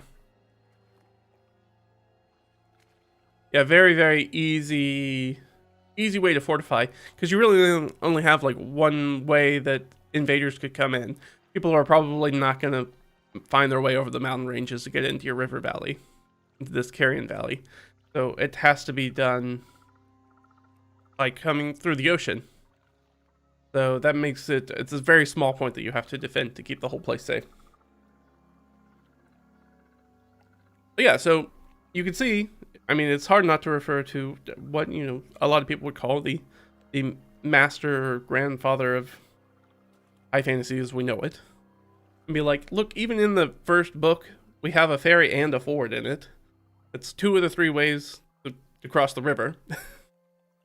And they're important. They're scenes, they are the sites of action scenes that happen. Both which have to do with the riders, the ring wraiths. And then you have the Pillars of the King, which are used, we talked about that, using rivers to mark borders. Now, this river flows through both those lands, which is an interesting way to do it. So having them, but giving them the way, because they go through, essentially, if I remember correctly, they go through a gorge there. So you know that they are, the way that they are moving gives you an idea as to which direction they're kind of moving. They're clearly going up the river at that point. I think they're going up the river. They should be going up the river at that point. There's also more stuff that's like not in the movies. That's the stuff that's in the movies. There is more stuff that happens just in that book. And there's Withywindle, where the hobbits are rescued by Tom Bombadil. They cross the bridge on the Silver Lode, when they're leaving Moria to enter Lothlorien. And another river is only mentioned, but it's mentioned in Legolas's song. He sings the Nimrodel. So obviously, that was an author who understood the importance of rivers as far as the world building aspect and how important they are to the people who live within that world. It's that you have technically 6 different waterways that get mentioned in one book. Very interesting.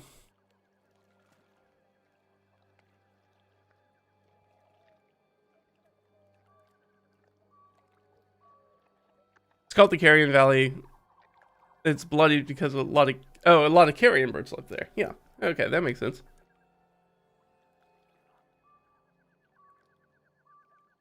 To the forward of Rocket Mountain, so farming land is highly yeah. In River Valley, yeah. There's only so much arable land. Yeah, I can imagine that that is highly contested. There's probably a lot of skirmishing that's going on if they're not able to keep things locked down.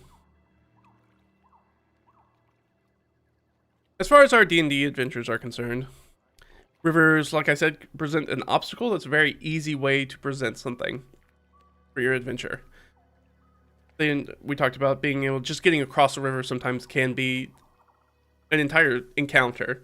Being like figuring out how to get across a body of water, especially in the lower levels of adventure, can be really difficult. They can actually just not be able to do it in some cases, or really get themselves hurt or killed doing it. So it is sometimes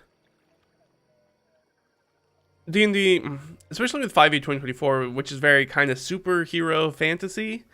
It's very interesting to have you have player characters that are basically superhuman, even at level 1.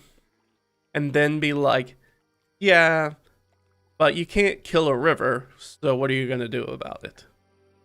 But the river can certainly kill you, is the problem. So in addition to just kind of being a basic obstacle, it's a clear mode of transportation we talked about. River travel can be a nice way to break up the monotony of doing walking or riding horses. It tends to be usually faster than both of those things, depending on where you're trying to go and what you're trying to do. Because boats can travel 24/7, unlike people and horses who need to, sleep. They can't be walking the entire time. But a boat can sail the whole time, especially if you have a crew that's working in shifts. Very, very easily to do. So that's a nice way to add that into your D&D adventures. You can adjust travel time. You create an easier means of movement. Most importantly, I feel like as far as making D&D adventures, and right now I'm running a campaign in which they spend a lot of time in boats. They were just in boats at the end of the last session. It's a marshy area. They spend a lot of time in boats. But it provides this way to adjust travel time, this ease of movement, and it has its own sets of dangers.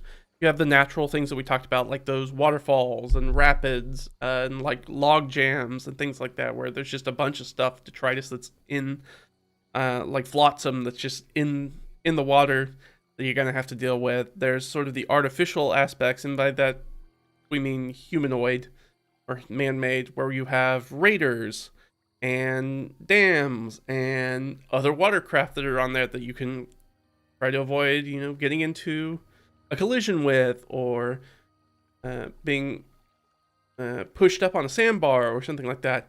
You have the weird stuff you can throw in there, where you have river spirits. You have tons of naiads and dryads and kappas and kelpies and sundry other water spirits. You have the drowned undead. You have water elementals.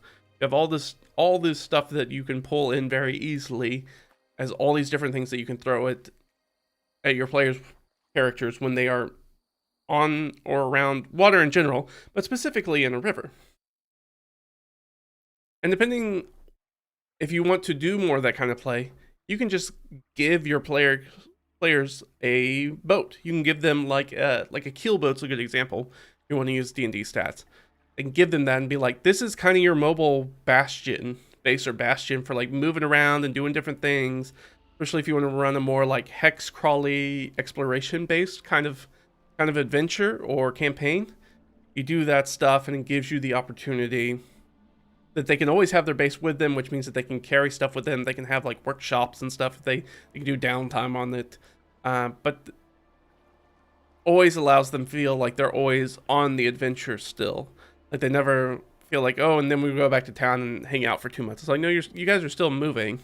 You guys are still on the adventure, but you can always pull your boat over to like a pier or a riverside town and just hang out for a week and meet up with people, resupply, talk to people, get some rumors, that kind of stuff. Very, very easily. For the Carrion Valley, it used to be a lot of warring villages until an orc conquest paladin steamrolled them into submission. Oh, yeah. But his rule is threatened by a lack of children. He's the antagonist, obviously. Okay. Orc, late 30s. So he's getting a little bit older. Yeah, their average lifespan's about 50. He's getting older and starting to show. Trying to figure out how the river would affect everything. Will-o-wisp, yes, that's another good one. I tend to think of will-o-wisp a little bit more for wetlands, but yeah, they can absolutely show up on rivers, for sure. Your players are in swamp, yeah, with the will-o-wisp. Yeah. How would the river affect? Yeah, you're trying to figure out how the river would affect everything. Yeah, I mean, it's going to bring in the trade, more importantly, or if any sort of smuggling or anything like that are generally going to use the river. Or, more importantly, they're going to stop people from using the river. Which means, if they really wanted to screw things up, they could start trying to dam up the river, like, far upstream. Things of that nature. Which would screw up a whole bunch of farmer stuff on that highly contested land. The river leads to the swamp. Yeah. Swamp is a great place for anybody who's... great base of operations for anybody who... like an outlaw or like a Robin Hood or in U.S. history like a swamp fox. Anybody who's kind of striking back against an antagonist. Hiding in swamps and forests are great places to hide for that kind of stuff. So as far as like using boats on the rivers, boat travel especially can be a big tension increaser for D&D encounters. So imagine an encounter. One of the things that I always try to do with encounters is try to not make it feel like you're just on a blank grid. Like I want to make sure that the terrain has an impact on the encounter, for good and for bad. And having a combat, like ship-to-ship combat or boat-to-boat combat on a river is a great way to do that. It really will ratchet up the tension very, very quickly. Where falling into the water with heavy armor is a really, really big problem.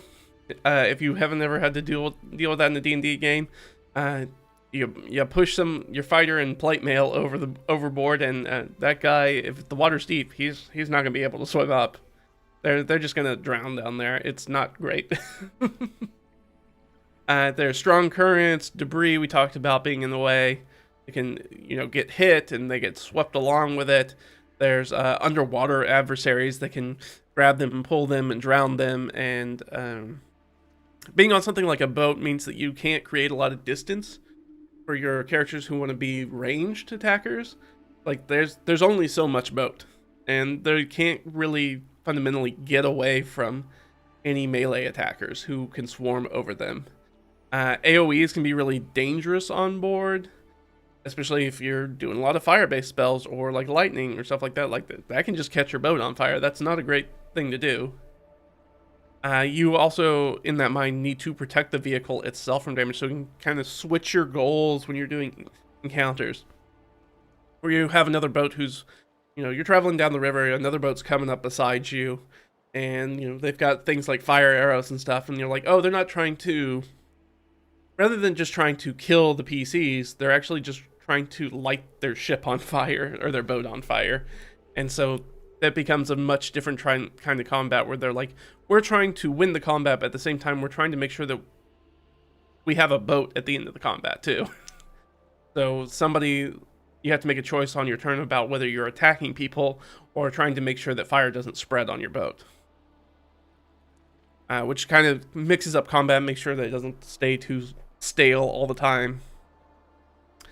Another great thing of doing like rivers is that if you want to give your PCs a boat, you can give them like a junker, and it'll be like you can give them a real hoopty, and it gives them a thing that they can actually pour money into, which is it's hard to find that in contemporary D&D because so often you will give gold out, you'll give currency out to your players and their characters, and they don't have anything because the way it's set up, there's no magic item economy to just buy magic items or anything like that, so they oftentimes don't have anything to spend their money on. If you give them this boat that they constantly need to retrofit it and upgrade it and kit it out with like special workshops and stuff like that, you give them all this stuff, it gives a way for you to exit money out of your campaign, so they can't just solve all their issues by spending money, which can be a real problem once you start getting into the middle of a campaign. If they have a whole bunch of, they have heavy coin purses and they haven't been spending it on anything, and they're like, well, we can just kind of buy our way around some problems. We'll just buy our way out of it.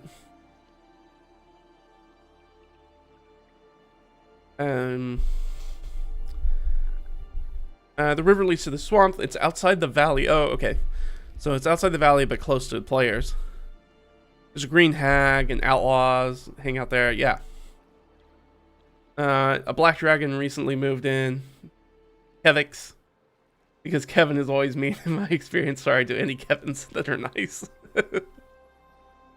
Yeah, rafts that can be upgraded. Yeah, give them something that they can, give them a junker, a hand-me-down that they can work on. I give them stuff that they can build up. You got a lot of stuff going on in the swamp. You got hags and outlaws and now a dragon moving in. Very much. That's a lot of stuff going on in the swamp. Hopefully the swamp's relatively large. Same can be said about higher levels being Spelljammer vessel upgrades or a cool money thing. Yeah, certainly if you're going to play, start doing planes hopping. Yeah, and you want to get yourself a Spelljammer. Yeah, anything that's like that, like a bastion or a vehicle or anything that they can just kind of dump money into. And get like mechanical benefit out of it. Like they feel like they're getting something for the money that they're spending, but also they finally have something to spend money on. So in addition to spending money on those boats, with a river, you're able to reliably drop in border reavers, bandits, always have skirmishes at river crossings. Like we saw in the Fellowship of the Ring, there's like 2 right in the first book. It's a great place. Anytime that there's a pinch or a choke point where people have to funnel into one area, there's always reliably going to be a reason for those people to to get into some sort of scuffle. So you can have the bandits there, you can have skirmishes between different nations at that time. Those will happen there. You have border reavers, people who are charging across the border generally at night to pillage villages and stuff on the other side and take it back across the river in the night. Or cattle or whatever they're reaving for. Rivers represent, obviously, barriers. Especially like larger rivers. They create these large barriers because people can't get across them. That makes the barriers, in addition to being just physical barriers, these large cultural barriers. Making it easy to a natural spot on your world building or on your map making to create a transition between ancestries or cultures, even within the same kingdom at that point. They're like more of an empire, but it makes sense that like, oh, everybody on the west bank of this river, their culture is very different from the people who live on the east bank of the river. Or, there's Dragonborn on the west side, but there are elves on the east side. And there's not much crossover because there's a big river that keeps them from, intermixing and moving across with each other. Becomes, in addition to being a place that like shipping and goods are, it becomes a natural byway of communication. Rivers feed that rumor mill for your PC, so you can always have stuff that you can drop in when they're at a place, and then especially a place that's like on the riverbanks, like a town or something like that. There's always some new monster upriver that's creating havoc. There are ruins that were found outside a fishing village, or just underneath a fishing village or something like that. Like some of the maybe the flood came and washed a bunch of stuff away, and as it washed a bunch of earth away, they found the ruins to some stone structure that goes deep into the bowels of the earth, and now you have a very organic way to just add a dungeon into your game and be like, we just found this thing. And it could be like half full of water, not full of water at all, maybe it's airtight. You know, it's up to you. You don't play it, or completely underwater. You want to do a full underwater dungeon crawl, and they have to deal with how do we do this underwater? How do we do things like light when we can't use torches because we're in the water? Create all these new interesting obstacles, but also at the same time, like now going up and down in the dungeon is vertically is not an issue because they can just swim. Very, very interesting. And then you have the same problem with the person who's got like the plate where they can't swim, but they can walk across the bottom as long as they can breathe air some way. But might make them difficult to do other things. So what are other things? So the ruins, plagues often show up around water sources.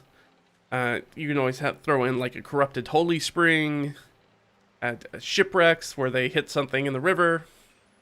A boat has wrecked because it like hit a sandbar or something, or got swept up in the rapids, or somebody really didn't know what they were doing and maybe they pitched off a waterfall in their boat.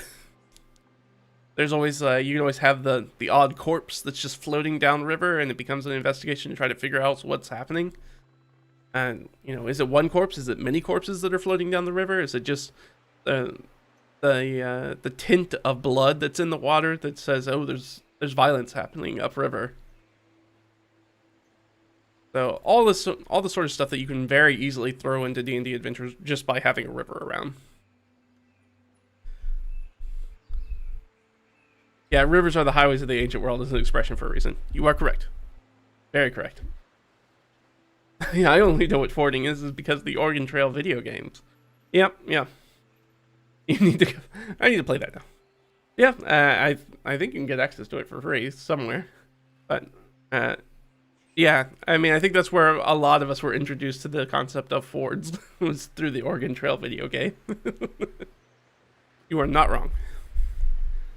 Rivers can also be used tactically in battle maps and strategically if your campaign gets involved with Dominion play, like having a waterway that's using a brook or something like that to break up where, yeah, bad guys on one side of the river, good guys on the other side of the river, and they got to figure out how to get to each other, or like we said, a river crossing, whether that's a ferry or a bridge or a ford or something like that, where lots of tactical things can happen. As far as strategic, being like, we talked about those choke points, being able to strategically control areas of access. So holding a bridge is very, very important in something like a war, because that because if you have invaders or whatever, there's only so many ways they can get across a large river. And so if you're able to hold like the one bridge that's within miles up or downstream, then you're pretty much golden. They can't really do anything about that until they figure out a way to get across, or they make their own bridge, which does happen. They make pontoon bridges. Yeah, there's war, unfortunately, shows a lot of ingenuity when we're trying to kill each other. So we're like, oh, we can just make a bridge pretty easily. Or, you know, maybe that's a good adventure, like if you wanted to do a D&D adventure where, you know, you're a big bad overlord or whatever, maybe they're on the ropes and they're retreating, and they destroy the bridge behind them, and your players want to chase after their armies or whatever and try to invade, and they're like, okay, well, we need to go find every boat that we can find in the nearby vicinity so we can make a pontoon bridge across the river. That's kind of its own little adventure there, and figuring out how to beg, borrow, and steal the boats you need to make the pontoon bridge. Or, you know, it's D&D, so, and or magic. You can try to get it across. try to do something that they need such a volume of people that magic probably won't be the solution to that. In fantasy, water is often attributed like a bunch of power. We talked about sort of the myths and tall tales about it earlier, but specifically in fantasy, you have the idea of wisdom, or eternal life, or holy waters, or some sort of tarts and ponds handing out swords. You have channels of magic, or that they tend to be like tied to ley lines, things of that nature. All of that's very important. Like waters are very, very important in that sort of fantasy milieu. And it also provides like easier access to adventures deeper in the wilds that the players might not otherwise really be able to get to, because they couldn't easily get through that much wilderness on horseback or with a wagon. Maybe they can find possibly like hidden civilizations that the dark heart of the wilderness that nobody's come across before. They're like, oh, but we took the boat, upriver, and we're able to find this place that nobody's been to. It's very like a Heart of Darkness kind of style, or Disney's Jungle Boat, if you want to do a very different style of reference to the same thing, or Apocalypse Now, right? A very Heart of Darkness and Apocalypse Now are just the same thing, but yeah, this idea that you would like take it there, especially if you. I'm thinking like you can do like an Indiana Jones kind of style adventure, since you aren't able to use things like airplanes or seaplanes, then you're gonna have to use a boat to get there. I think that's all. That's most of what I want to talk about for adventure. So I think we're gonna jump in at this point, and I'm gonna do the practical example of like how to place the rivers on the map. I'm gonna take a short bio break. I'll be back in just a few minutes, and we'll hop over and we'll do that. And that'll be that. I think that'll be the end of the stream. But we're gonna jump over and do that very quickly. I'll go ahead and bring it up so you guys can take a look at it right before I move it. So this is what we're gonna be working on. Very, very simple. So these are our Atlas hexes. Those are those big like 360-mile hexes, and then these are region hexes. They're like 60-mile hexes. And I realized like if I did it out for the other two scales, we would be here much longer. But the process will be the same. It's just you're just changing which type classification of river you use. That's the only difference. That'll be it. I'm going to take that short bio break. So you guys hang on tight, and I'll be back in just a few. All right.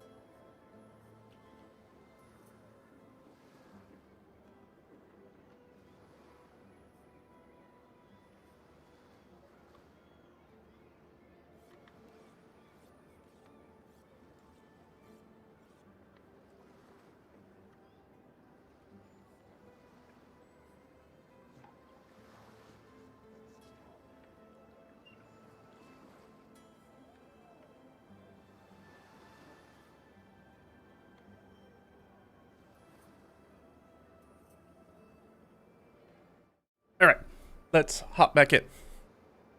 So, we've got our map already up. So this is going to work very, very simple. And we're going to use our little guy over here. It'll give us our rivers. So, the easiest way for us to do this. I guess.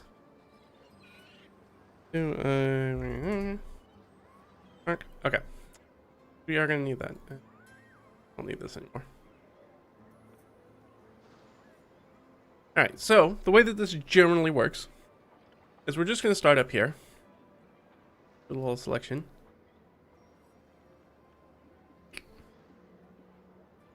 Start here. So this is generally how this works. I will roll a d6 because there are 6 surrounding hexes to the one that I have selected. And the rivers are going to start in any highland hex, which are going to be any sort of mountain or hills, of which we have many on this map. And they always want to flow to a lower area. I will allow them to flow into a similar elevation area if there's no other place for them to be able to flow. So in this case, I'm not going to go off the map, so if we get... I usually go clockwise, so I usually start with this being 1. So if we get a 2, 3, or 4, a river could spawn here, but the problem is that all of these are actually a higher elevation than the one we're in. So there's no way that the water doesn't go uphill, remember? So it wouldn't go here. All of these places would definitely be able to add a river here into this hex. This hex is not going to spawn into a higher level like that. And that's not what's going to happen here. That can't go anywhere. So we're going to go ahead and move on to the next one. So, go ahead and roll. I essentially needed to roll a 5 because that's the only place it could go. I didn't. We'll keep going down. I needed a 1 or a 3, and we got a 3. So this went to here. Now, this can only go one way. Well, I'm technically can go this way or this way, so we'll roll. At this point, once we start off moving the course of the river, we don't use the same hex thing anyways. So we just have 2 options here. If we roll a 1 through 3, I'll say it goes into this hex. Roll a 4 plus, it'll go into this hex. Okay, so it's going to go into this hex. So this hex has 3 it could go to, so it'll be 1, 2, 3, 4, 5, 6. 3, so it's going to go down into this hex. And this, because it can't go uphill, so it can't go back into the hills. So it only has 1 or 2. So 1 through 3, 4 plus. Alright, and that will dump off. Oop, that is literally not what I'm clicking on. Right to here. Boom, we've done it. So that is the course for this particular river. So we know this is a river that was spawned on an Atlas hex, which means that this is going to be a very large river. It's going to be like one of these mother style rivers. So it's going to be a very large river. Now, we're going to keep going. And then once we go through, we'll go back in and we'll kind of number out everything. Because I think it'll be easier to do it that way. We're going to keep moving. So we're going to move over to this hex. And we'll roll our d6. I rolled a 2. 1, 2. Alright, well there was lower area, so we can't use this one. We'll move on to the next one.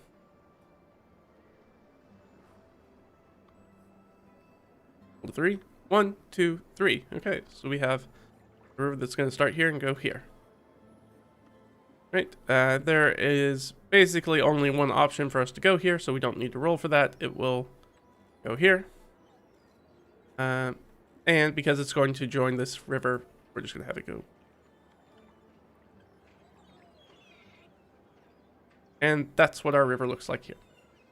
Now, you'll notice that these rivers automatically will form up. So we know that there's a pretty big confluence there at the bottom. which is good because it gives us that natural structure. Like we said, rivers don't split, but they do come together very often. Now, we don't need to roll for this one because there's already a river in here. Don't need to roll for this one. There's already a river in here. Already a river in this one. And then these are lowland hexes, so we don't generate rivers that come out of here. So that gives us our rivers. What we're gonna do is we're gonna pop that. So, because we don't need to see that there's a river going into the ocean. We know that's gonna happen. Alright, so if we hop back over here to our mapping, and we go to our atlas hexes, we know that everything that's in the upper course is going to be streams. Now we have the upper, middle, and lower course. So how many hexes do we have? We have upper, upper, upper. This is a part where we're going to break tradition a little bit. So we're going to go upper, upper, middle, lower course. This is how we're going to do that. And in this way, I would just do this. I would absolutely grab this guy, and we would just edit some. And that's just how I would make notes for myself as I do on that. So you can click on any of these and go, all right, so that's going to be the upper course. And in the upper course, those are going to be streams. You can just write, I can just write stream for myself in here. And if I wanted to be more specific with those notes, I could be like, hey, by the way, the fords are rare, bridges are common, small boats and rafts. If I wanted to make those notes. Which generally I'm doing on the other map. Just so I know, when I'm looking at this, like if I'm using this to run or prep for play, I can be like, oh yeah, there is a chance that they will come across boats, or if they need to get across this, there will be a chance. This is how they could do that. So we have the same thing over here. That's also going to be a stream.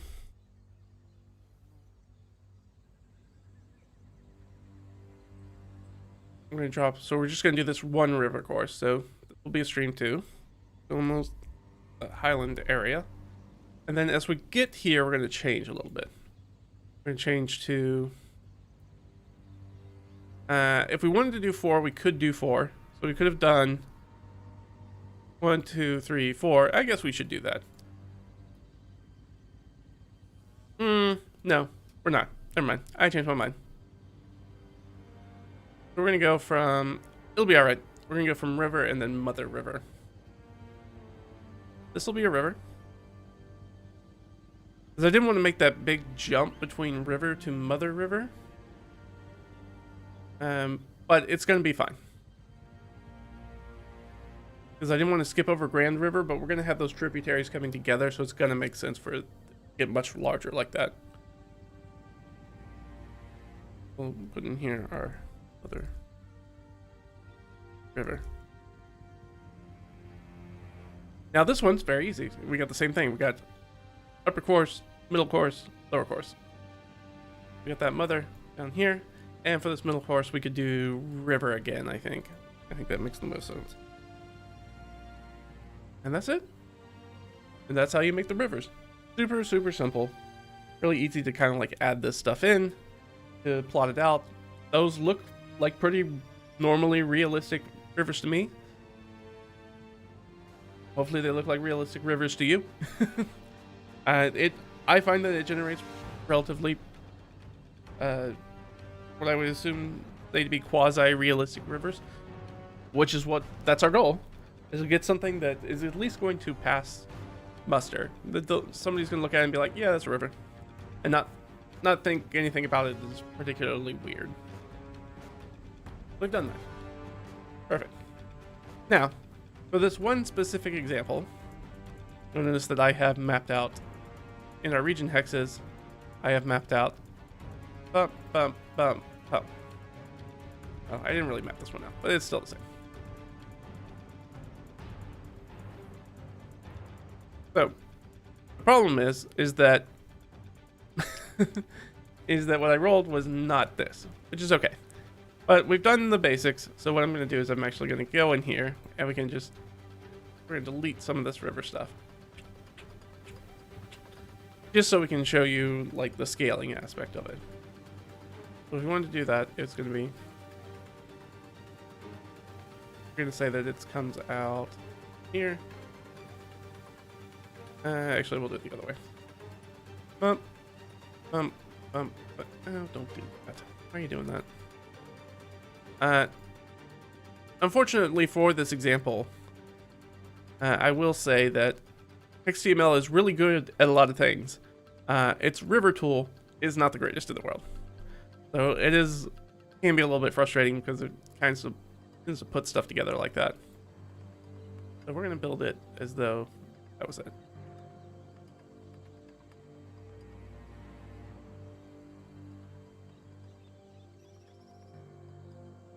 Just for simplicity's sake. So if we were going to rename these, 1 and 2, we go, all right, well, obviously that's going to be a stream still. We're going to go in the highlands, that's still going to be a river. And then down here, this is actually, because it didn't change over, we're going to say that this is a grand river instead of a mother river.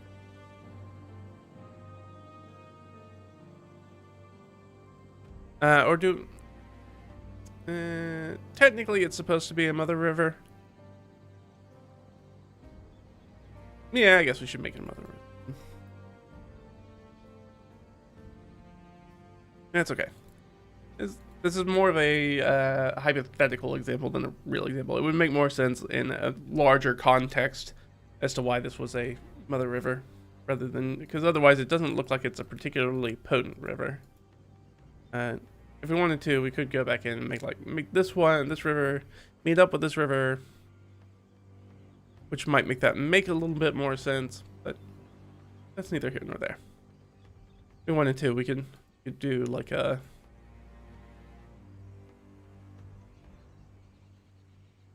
bam, bam, bam.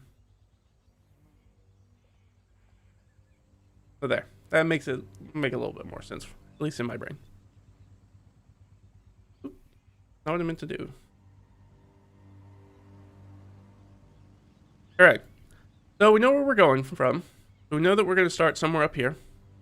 I like to start in the middle. I think that we're not going to have any problems if we do that. I don't think.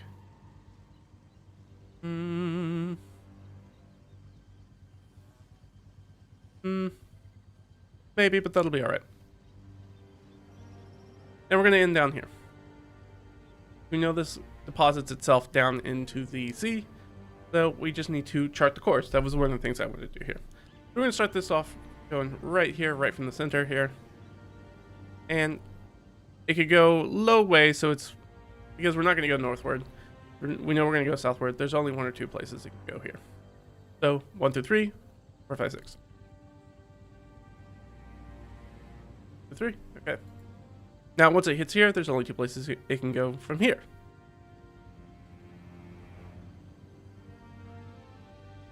And it's also going to go this way. Alright, now once we get here, there's only 1 way for it to go, so we don't have to worry about that, so it'll go here. Now we've hit that spot where we talked about, well, we've hit the zone where we know that this river needs to make it to the coast. The problem is that everything around this wetlands area is higher elevation. But it makes sense that this place is flooded then. Now, I think it seems pretty reasonable this is going to be the outlet. It's going to be the lowest elevation it can get to. So once we get to here, this is where we start looking at those things. It's entering kind of the middle course here, but it's still in the highlands. So this is where we would talk about, this could be a canyon that's carved through these hills. It could be a canyon or gorge or something like that. It doesn't necessarily have to be that the water just really filled up to the brim. Like this wetland is just like up to its eyeballs in water. It's really more of a lake than that. It is a wetlands. So this makes more sense that the output from that wetland is actually carved a path through the hills rather than gone up the hills. So now we're in a different place. So we can go 1, 2, or 3. Ideally we would go down, but we'll see what happens. Alright, and we did do that. Alright, so once we're on the low ground, we're not going to go uphill again until we absolutely have to, which is going to happen right now. So I think it makes most sense that it's going to go through one of these 3. ideally, I'd like it to go through one of these two so we can connect it to this lake here.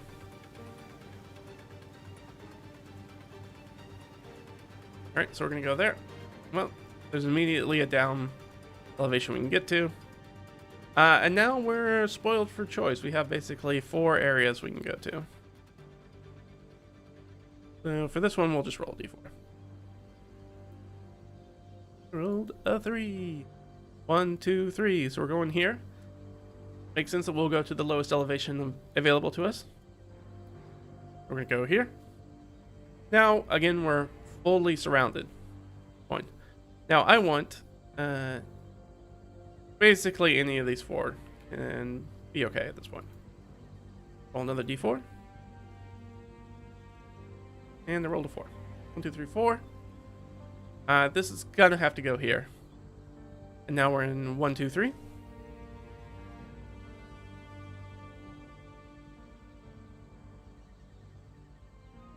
So 1, 2.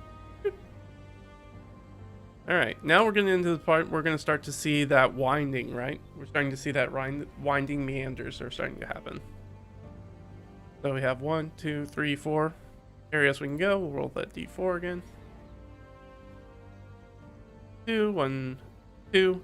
We're immediately going to go to the lowest elevation we can get to, which is going to be right here. So we're seeing a lot of up and down through the hillsides, which means that this thing is absolutely carving either valleys through these hills or canyons or gorges.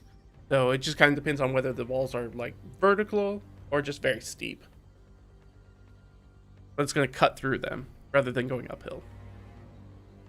All right, so now we're in an area where technically we can go 5 different ways. That's unlikely, but we could go 5 different ways. So I'll roll the d6. On 6, I'm going to have to reroll. And I rolled a 2. So 1, 2. So we're going to go here. We're going to go to the lowest elevation available to us.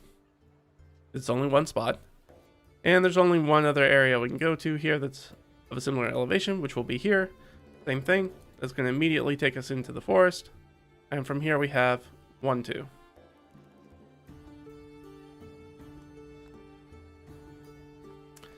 Alright, that's high, so we're going to go this way.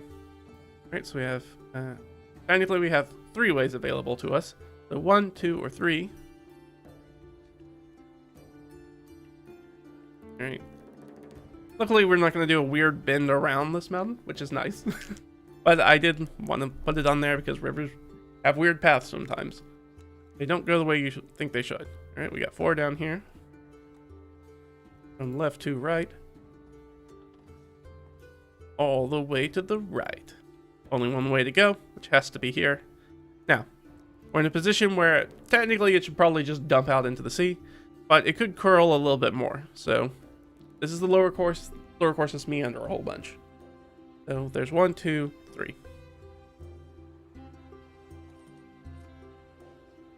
Okay, and it will dump out into the sea here. There we go. We've done this course.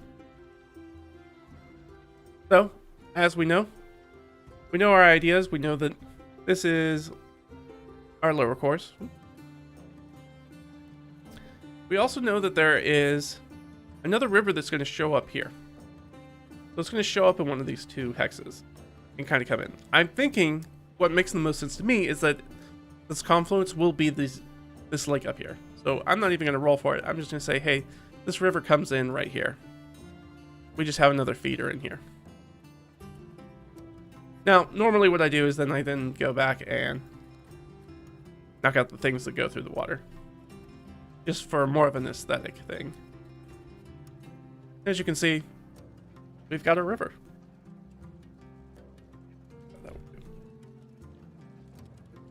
So, now we can go in and we can add our little notes if we want to. So we know that this is an atlas hex, so we're inheriting this from a higher level hex, so we know that this is going to be a stream. Everything up here will be a stream.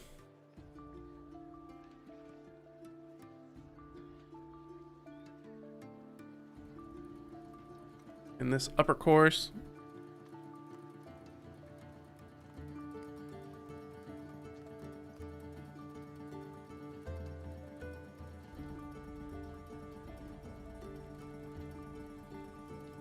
So I think it makes sense to here, where this marshland is I think that this is the fall line. For the most part.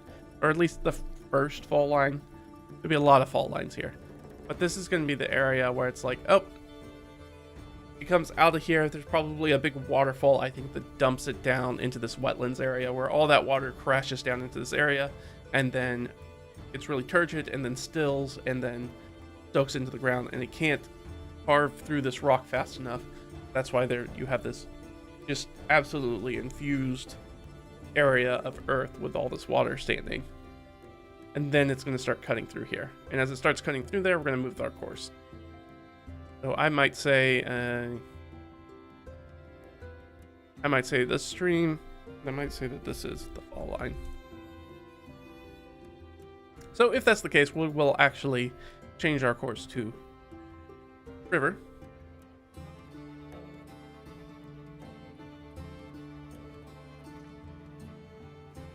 So we're going to do that here.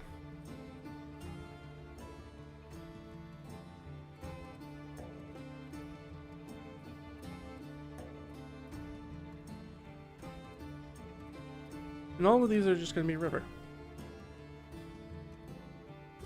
Got some open plains here, and then it's going to carve back through this area of the hillside. It's in this little valley where there's no place for it to go.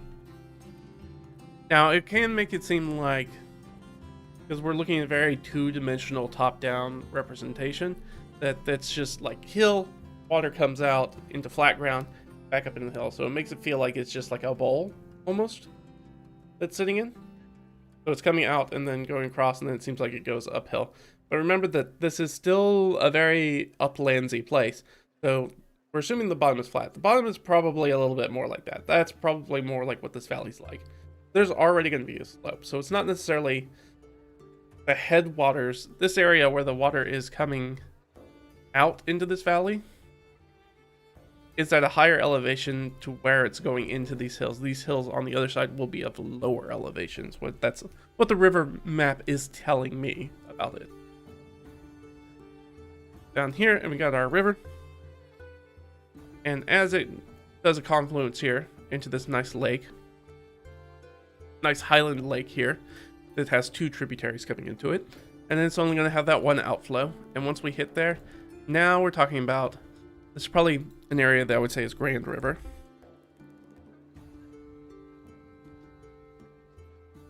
I think at this point. So we can make those, we can have those transitions be more defined than they could be at that atlas scale. You know, that we had to kind of move those through. So, yeah. We can get a little funny with it. Grand River. Grand River. Grand River. Grand River. Grand River? Grand River. And then this wetlands here and this lake here tells me, I think this is a good signifying. We see that this curling is already starting, right? We see this meander. And then I think at this point we're going to get down here. And at this point we're going to be above the river.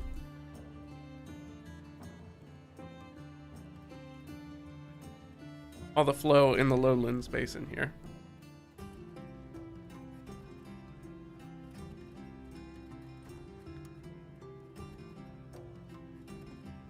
So you have this large river that's charging through this dense wooded area right before it bounds off into the sea. So you can see how we can take it from one scale and then interpret it into another scale, and it gives us a little bit more room to play with, where we can make things a little bit more delineated at that level. Now, within this, I don't know if I want to do this whole thing. Do I want to do this whole thing? Maybe just the mapping part. Just for funsies. It won't take me that long, I don't think. Alright, so what we're going to do, we've mapped our inherited rivers. So now what I'm going to do is generate any rivers that come from the region itself. So that second tier down of sizes of rivers. And we can try to generate them all through here.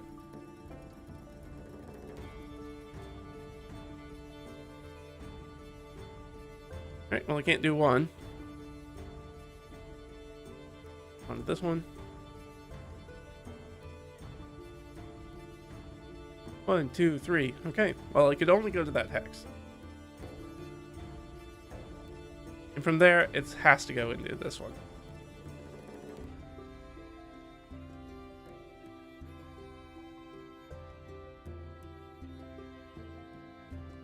Five. Well, 5's not here. We would have had to go here.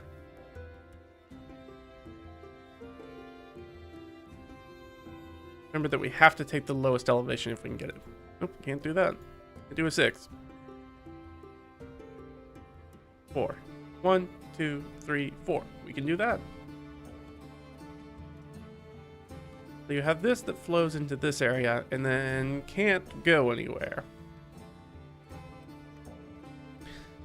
So it's going to go somewhere. Let's roll for it. There's another just like D6 roll. Rolled a 3. 1, 2, 3. Hey, what do you know? I'm going to zip back into here. So, the place that I thought was going to be the headwaters is in fact not going to be the headwaters. Do that. I think I'm going to have to... Oh, we're just going to redo it. Like I said, it's not the greatest. The water tool is not the greatest.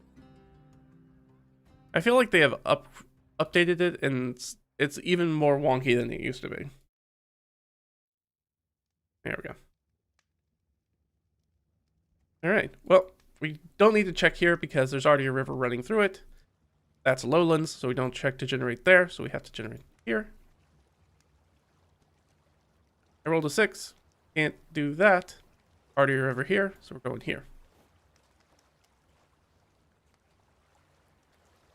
1. Okay, so this river will actually have a riverway that flows. Not there. Here. Again, not the cleanest tool in the world. So it can make mapping these a little more tedious than I'd like.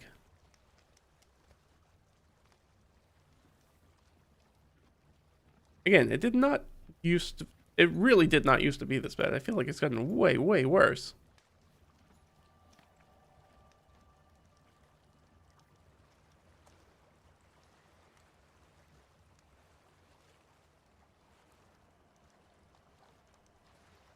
Well, for our purposes here, I'm not going to keep messing with this. I could be here a while. Because the tools are not wanting to play nice with me. I say that, and then I'm going to keep. I am going to hurt you. Deep, deep hurting. Deep, deep, deep hurting.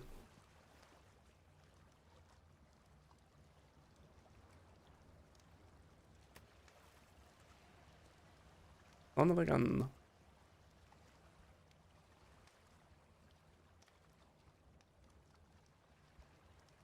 It's something wonky in the code, and I don't know what it is. Why? Why do you keep doing this? Why do you hurt me?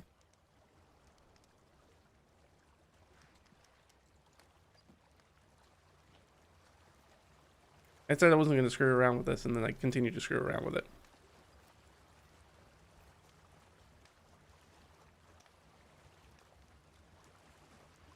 Alright. That's close enough. That's close enough. Now, I'd like to have the little leg in here, but we're just going to let it go. Alright, we're going to move on to this one. The only place it can go is to 1. And I did not roll a 1. Alright. 1, 2, 3, 4, 5. Okay. So we can go here. Oh, uh, this was also going to flow into that same little lake up here, mountain lake. And this lake probably goes off over here, but we haven't mapped that part, so I'm not that worried about it. What I know is that it's not going down here. So it's not in the area we're mapping, so I'm not that concerned about it. We're gonna move down here. Right here. And we rolled a 5. Well, that's not on our map, so we're not gonna worry about it. Rolled a 2. Okay, so this is gonna be another feeder here. Why are you like this? That's fine. We'll do it from here.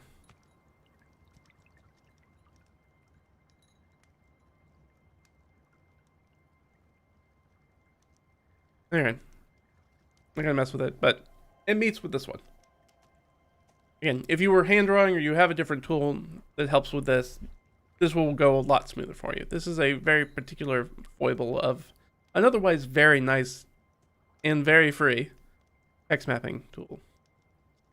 It is probably my biggest gripe with it, is that the water tool does not work super great.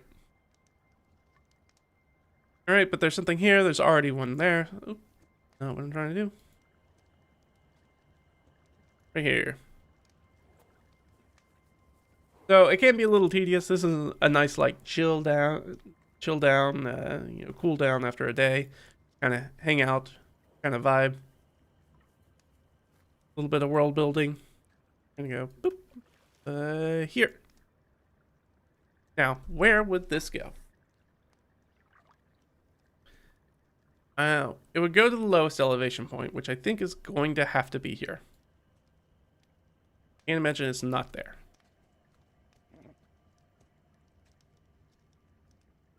So it's wetlands and cuts through into here. Got this guy over here. Find out if he's got anything going on. But as you see, there's a lot of feeder streams that kind of end up happening in these areas. Ooh, nothing there. But as you can see, they all kind of confluence. They all start to come together in the 1 or 2 streams that are going to make their way kind of out of this mountainous area. 4. That's nothing doing. I already got rivers here. And roll for this guy. There's only one place he can go. I gotta roll a 5. I don't roll a 5. I gotta roll a 6. Roll a 6. I do not. There's only one place for it to go. It's also got to roll a 6. And I do not. Very easy. Very simple, very clean. This has some multiple things that can go. 5. 1, 2, 3, 4, 5. Well, can't do that. Got this guy right here.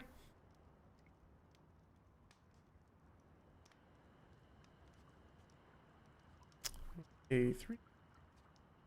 1, 2, 3. Not gonna happen. Very simple. It's a somewhat tedious process. I know I have a friend of mine who does coding, programmer, and one of the things that he likes about the stuff that I make, and he's like, I could code this to just do this. And he's like, I like that aspect of it, honestly. There's just rules, and you just kind of follow the rules. I rolled a 3. Okay, so this one is going to spawn. Spawn to here.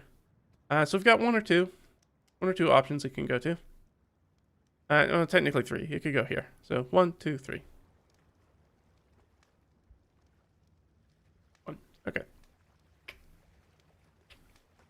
There we go. Oop.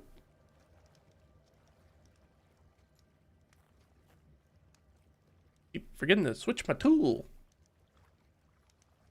There we go. Come on, come on. 6. Nothing doing. Can't do that. And this I would never generate from, because technically this is a border hex, and I never generate anything out of border hexes, because otherwise they're usually these red hexes, or I want them so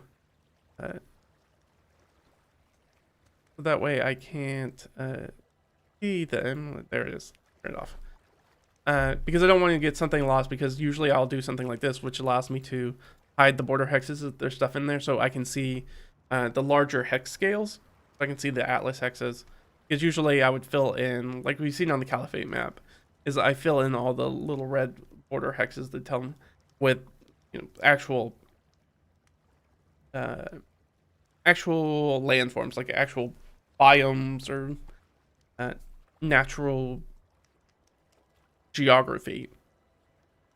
So that way, because there's still a chance, like in play, the players will move through those hexes. I don't ever want to put anything there because I'm afraid that I will miss it when I'm running or thinking about it. So I don't ever put anything in those hexes. We won't even generate a river in it. Now here's the thing, so we also do them for all our little hill hexes as well, because that's part of our highlands as well. Because they don't just generate in the mountains, they also generate in these highland hexes. So obviously not in this specific hex that I have highlighted, because there's already a river in it.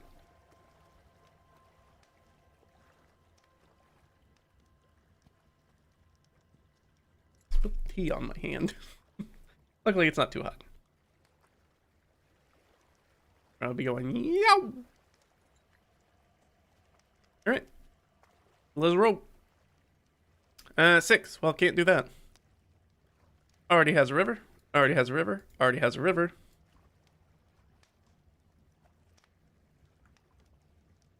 Five. Can't do 5.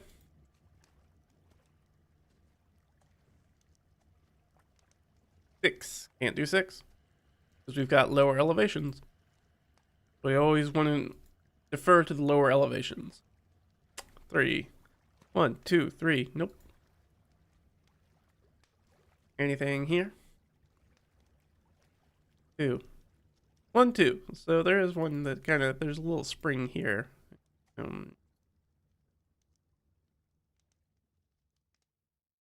This way, that way. Oh man, it's just gonna make a mess with it doing this thing. Man, it is really not liking me today.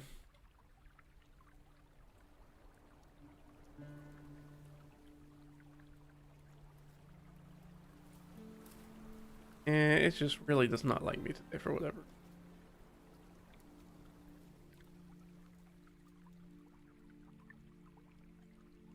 I don't know why it's not working well. I wonder if it has something to do with the browser. I typically use Opera when I stream, but I usually don't use Opera when I am working on this and other things. I wonder if the browser is making a difference. You wouldn't think so, because Opera's still built off of like the Chromium foundation that Chrome runs on. So it should be the same, but maybe not. I don't know why it's not working for me.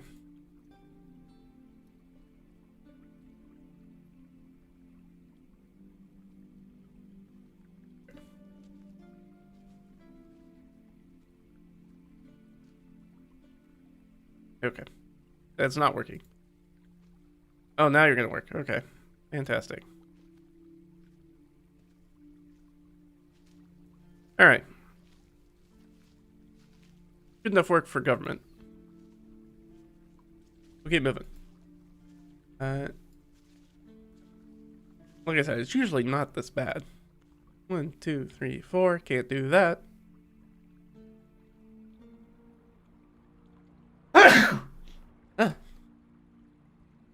Sorry about that.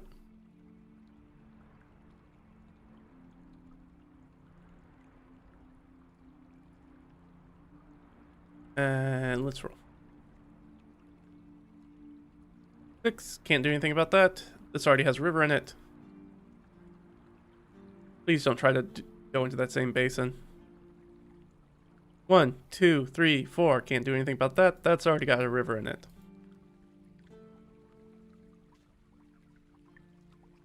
So yeah, it can be a little tedious, but I don't know. I find this kind of stuff relaxing most of the time. Usually the tool is a little bit more helpful too, or not as problematic. So we can't go to this one because we don't have any lower hexes abutting us. So we can go here.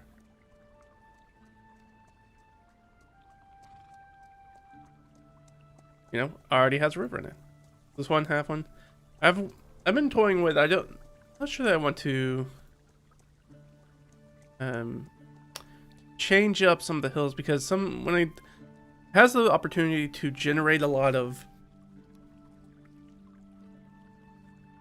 because of the nature of the hills being hills, they have the opportunity to generate rivers, but also these very, very lightly tan colored hills are technically supposed to be like very, very kind of like craggy, almost deserty. So they are very dry. So I always wondered if like maybe I should add some like disadvantage mechanics or something like that to the rolling, but I haven't seen it generate enough rivers in such an egregious way that makes me go, it's real weird. I need to change, do something about it. Like even as we saw here, it's like we've only had one that's actually spawned anything. But it also makes sense, like that is where you go to find water in the desert, because you have to get groundwater, which is up. So you have like kunats and stuff like that, which are basically you make a well, like a traditional well, a traditional like water well. You dig down to the water, and like a kunat or something like that, you actually find a hill and you drill into the hill from the side, because the water table goes up with the hill. It's not like the water table's flat and there's a hill sitting on top of it. Like the water table moves up with the hill. So it can be easier to just drill into the side of the hill to get access to the water, rather than going up to the top of the hill and then drilling straight down. Different way to do it. Cool though. It's not for me, very claustrophobic to try to do that work. You're basically making like a tiny, tiny little like man-sized cave tunnel. Couldn't be me. Well, I'll say, couldn't be me. I'm not a super claustrophobic person, but I could not do that. I'd be too afraid of getting stuck. Alright, can't do that, so we'll move on to this one. 4. 1, 2, 3, 4. Alright, so this one actually generates water going the other way. No! Why do you do that to me? Why do you hit me? Alright, so we have a make or break spot, so we can either meet up with our river, or it can go the other way. High roll, it will meet up with our river. How about that? Well, it's gonna go this way. It can only go one spot. It can go to either one of these two, and technically it can go to all three. On the left, 1, 2, 3. Done. 1 or 2. On. 1, 2. On. Alright. Sometimes rivers get real weird, like they're gonna go completely around all this water.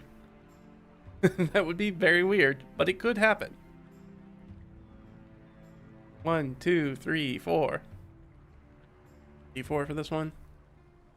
1. It does appear that that is what we're gonna do. Sometimes the rivers are strange. And usually I just try to rationalize that as being like this, while not highlands, maybe is just a higher lift elevation wise, so the rivers are actually going around it, which kind of makes sense because there is a mountain here. That the rivers are kind of moving around, that it's enough of an uplift that it's moving the waters off around it. 1 or 2. I feel like an optometrist. 1? 1 better? Or is 2 better? 1, 2. Been rolling a lot of low ones. I'm gonna this the one.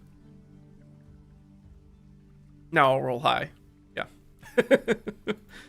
Things all kinds. 1, 2, 3, 4.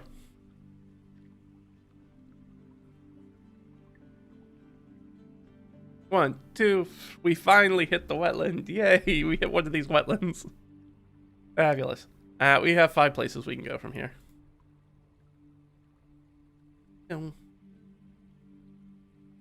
3. 1, 2, 3. So we took the long route around. It's okay.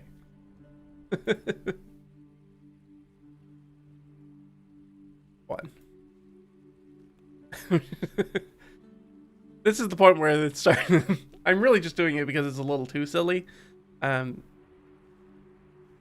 We can't go here, because if we go here, it will circle back in on ourselves. And that's not how water works. So we have to go to one of these two spots, which means we ended up there. We just took the longest, most circuitous route that we could. And we're going to hit the water there. All right. Obviously, that's ridiculous. I don't think that we can, in good conscience, keep this river. The rivers aren't perfect. The river system isn't perfect. Sometimes you look at it and go, no, that can't possibly be how that thing flows. There's no way that there's... I mean, maybe it does. Here's the thing is that maybe it does. The problem is that we have to keep our scale in mind. Now, these are region hexes, which means each of these hexes is 60 nautical miles across. So, even though it seems like it's bypassing a lake very nearby and it would make more sense that it fed into it, remember that that river and that lake are like 60 miles apart from each other. They're not really next to each other. They're actually quite far away from each other. So it does mean that there could be a weird uplift here. But, as within any world building or map making, we can also just be like, nah, I don't like that. And that is what I'm going to do here. I'm going to go, no, I don't like that. That's silly. I was okay with us going around the other side of the mountain, I think. Actually, I don't even know if I'm okay with that. I think it makes a lot more sense, like, these rivers are that close together, coming out of the hills that... No, I mean, they're literally in between the mountains and the highlands. It does make sense that there could be, like, a ridge or something that's running in between here that's making them spike and go the other way. Wouldn't go the other way. Yeah, okay. I'm fine with this. I'm going to backtrack it. But it is very silly that it doesn't just dump out here. So, here's what's going to happen. Take our guy. Up, up, up, up, up. And we can either pick that up here or here. I think it makes more sense to go here. And then we can just start from here anew. With 1, 2, and 3. We'll say 1 and 2, because I think it would be weird for it to... I mean, it could meet up there. Yeah. If I reserve the right to hate it later. Doesn't matter. We go here. 1, 2, 3. Actually, 1, 2, 3, 4, 5. Well, I can't do 6. That's the only number you can't roll. I said it's the only number you can't roll. Thank you. 1, 2. All right, cool. So we hit our thing. I think at this point, it would be weirder if we wind it away from going to the sea at this point. I think we have to go 1, 2, 3 here. So we have some controlled madness. There. Now the question is, does it run across? We'll go 1, 2, 3 here. I think it's likely that it's just going to belch out there, but we'll see. Nope, I lied. That's not what it's going to do. It's going to go here. And then it's going to go there.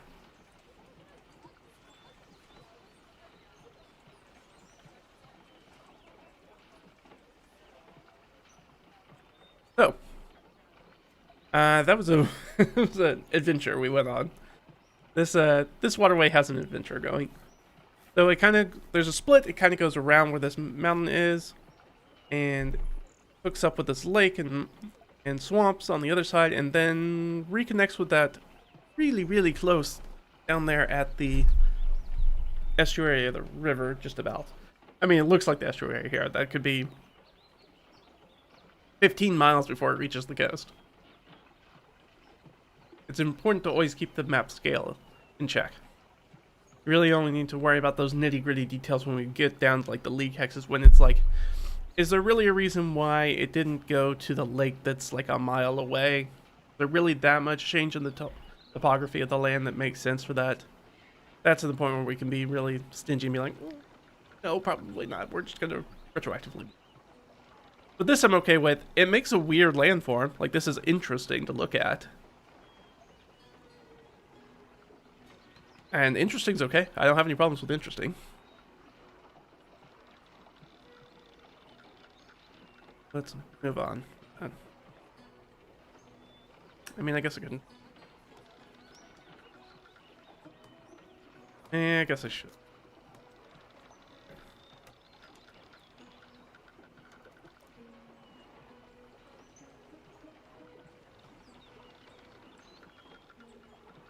Let's hope that this does not spawn anything, or I'm sure our rivers are going to get real wonky. It does not. This already has a river in it. So does this. And then that brings us to this one.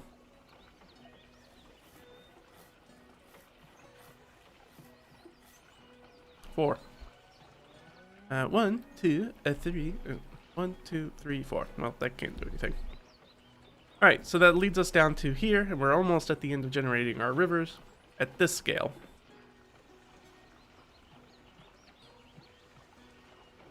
We'll hop down here.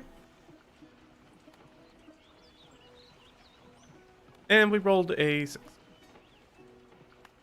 So this is going to generate.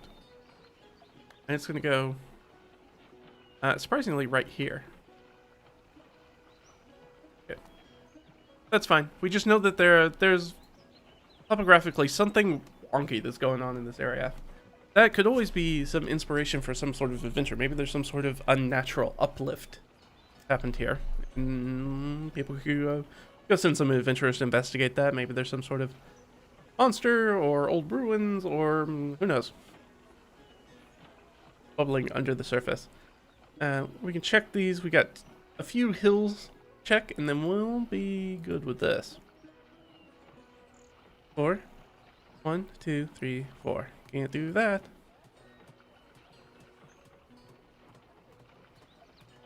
One, 2, 3. We can go here though. 1, 2. There. Just to know where the outflow is.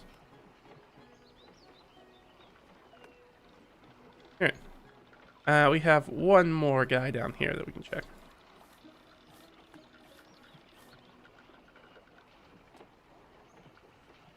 Okay, that will generate.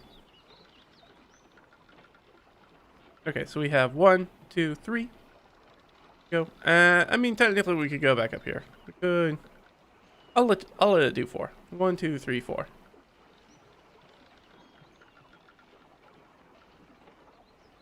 One. So it's gonna generate up into here. Okay. Alright, and that's what our rivers now look like. So our rivers got a lot more robust. We saw a lot more happening. We saw a lot more tributaries that are coming into it. So now we see that there are a lot of other smaller rivers that are now feeding into the main river that we knew was going to be here, that we inherited from these atlas hexes. Now we see that there's a much more robust, I guess would be the word, a much more in-depth, yeah, robust, let's go with robust. Much more robust sort of water system that's happening up here. Do you need to do all this for your D&D game? Not really. I find it helpful. I like knowing that how the land operates and how it works. I find that stuff useful, but I also, obviously I almost had a minor geoscience when I was at university, so I kind of like that stuff already. So if you don't like this stuff, it's totally fine if you don't use it. But rivers can be super useful, both for world building and for throwing weird stuff into your adventures. It's one of the things where rivers are so important to the natural world as well as the human world that it'd be useful if we paid them a little bit more attention. Now, we could go in here. I'm not going to do this on stream because we're running a little bit long now. But I would just go in here and I would take, alright, we know that we're going to use creeks, streams, rivers, and grand rivers. So I would just highlight these guys right here. And I could go in and, just like we did for Atlas hexes, where we went in here and we, we did it. Yeah. Where we denoted what classification of river it was. We can go in there and we can do that for all of these too. if we want to. You don't have to. It's if you're going to find that useful or not.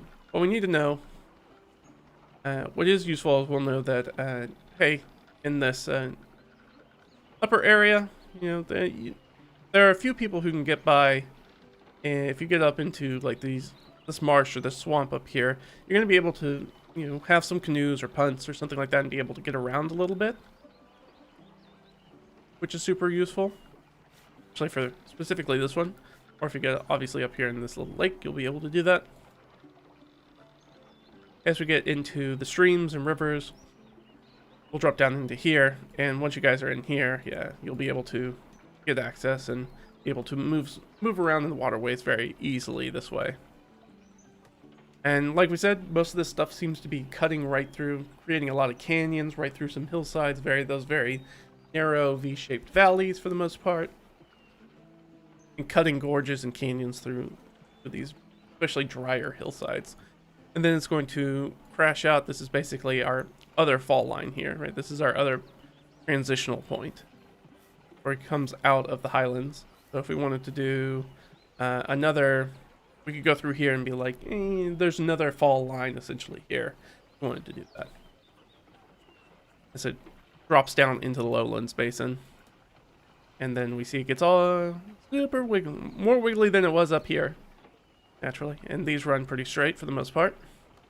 So you see straight, starts to get wiggly, it gets really wiggly down there at the bottom. And that's what we wanted to do. That makes it look like a real river stuff. And one of the things you'll find out very quickly, as you can see by looking at this compared to this, is that, hey man, there's like a lot of rivers in the world, like a lot of smaller rivers, and that can be super useful in the adult. So you should be messing with rivers all the time in D&D, and it's not a thing that I feel like comes up very often in D&D. I'm like, but it's a thing that's literally all over the place in the real world. So I mean, you'll be running across them. Now again, this is scale, so remember that each of these rivers, so even these rivers right here, remember, are like 60 miles apart, thereabouts. And if we're really looking at the hexes, if we're interpreting the squiggles being specifically where these rivers are, that's actually greater than 60 nautical miles away. It's probably closer to 80. So we're talking closer to more like getting up towards maybe 100 statute miles, because remember, these are nautical miles, which are slightly longer than statute miles or imperial miles. But yeah, that is everything for our stream today. Hopefully this gives you a lot of information about rivers, and you can take it and grab it and use what you like and throw away all the rest. And maybe it'll invest you into maybe trying to make rivers a bigger part of your D&D campaigns, and water in general a bigger part of your D&D campaigns, or your world building if you're building a novel or playing something other than D&D, obviously. But that's going to be it for me. If you want to see more stuff, obviously you can follow and subscribe and do all that fun stuff. Got a bunch of other videos, got more stuff over on the blog, that's redragontheme.com. We have the stuff on DriveThruRPG. If you have pay what you want stuff, you can pick stuff up there and throw me a few bucks. We have the coffee link, all that stuff should be down in the description. Thanks for hanging out with me, guys. I'll see you guys next time. All right? Bye-bye.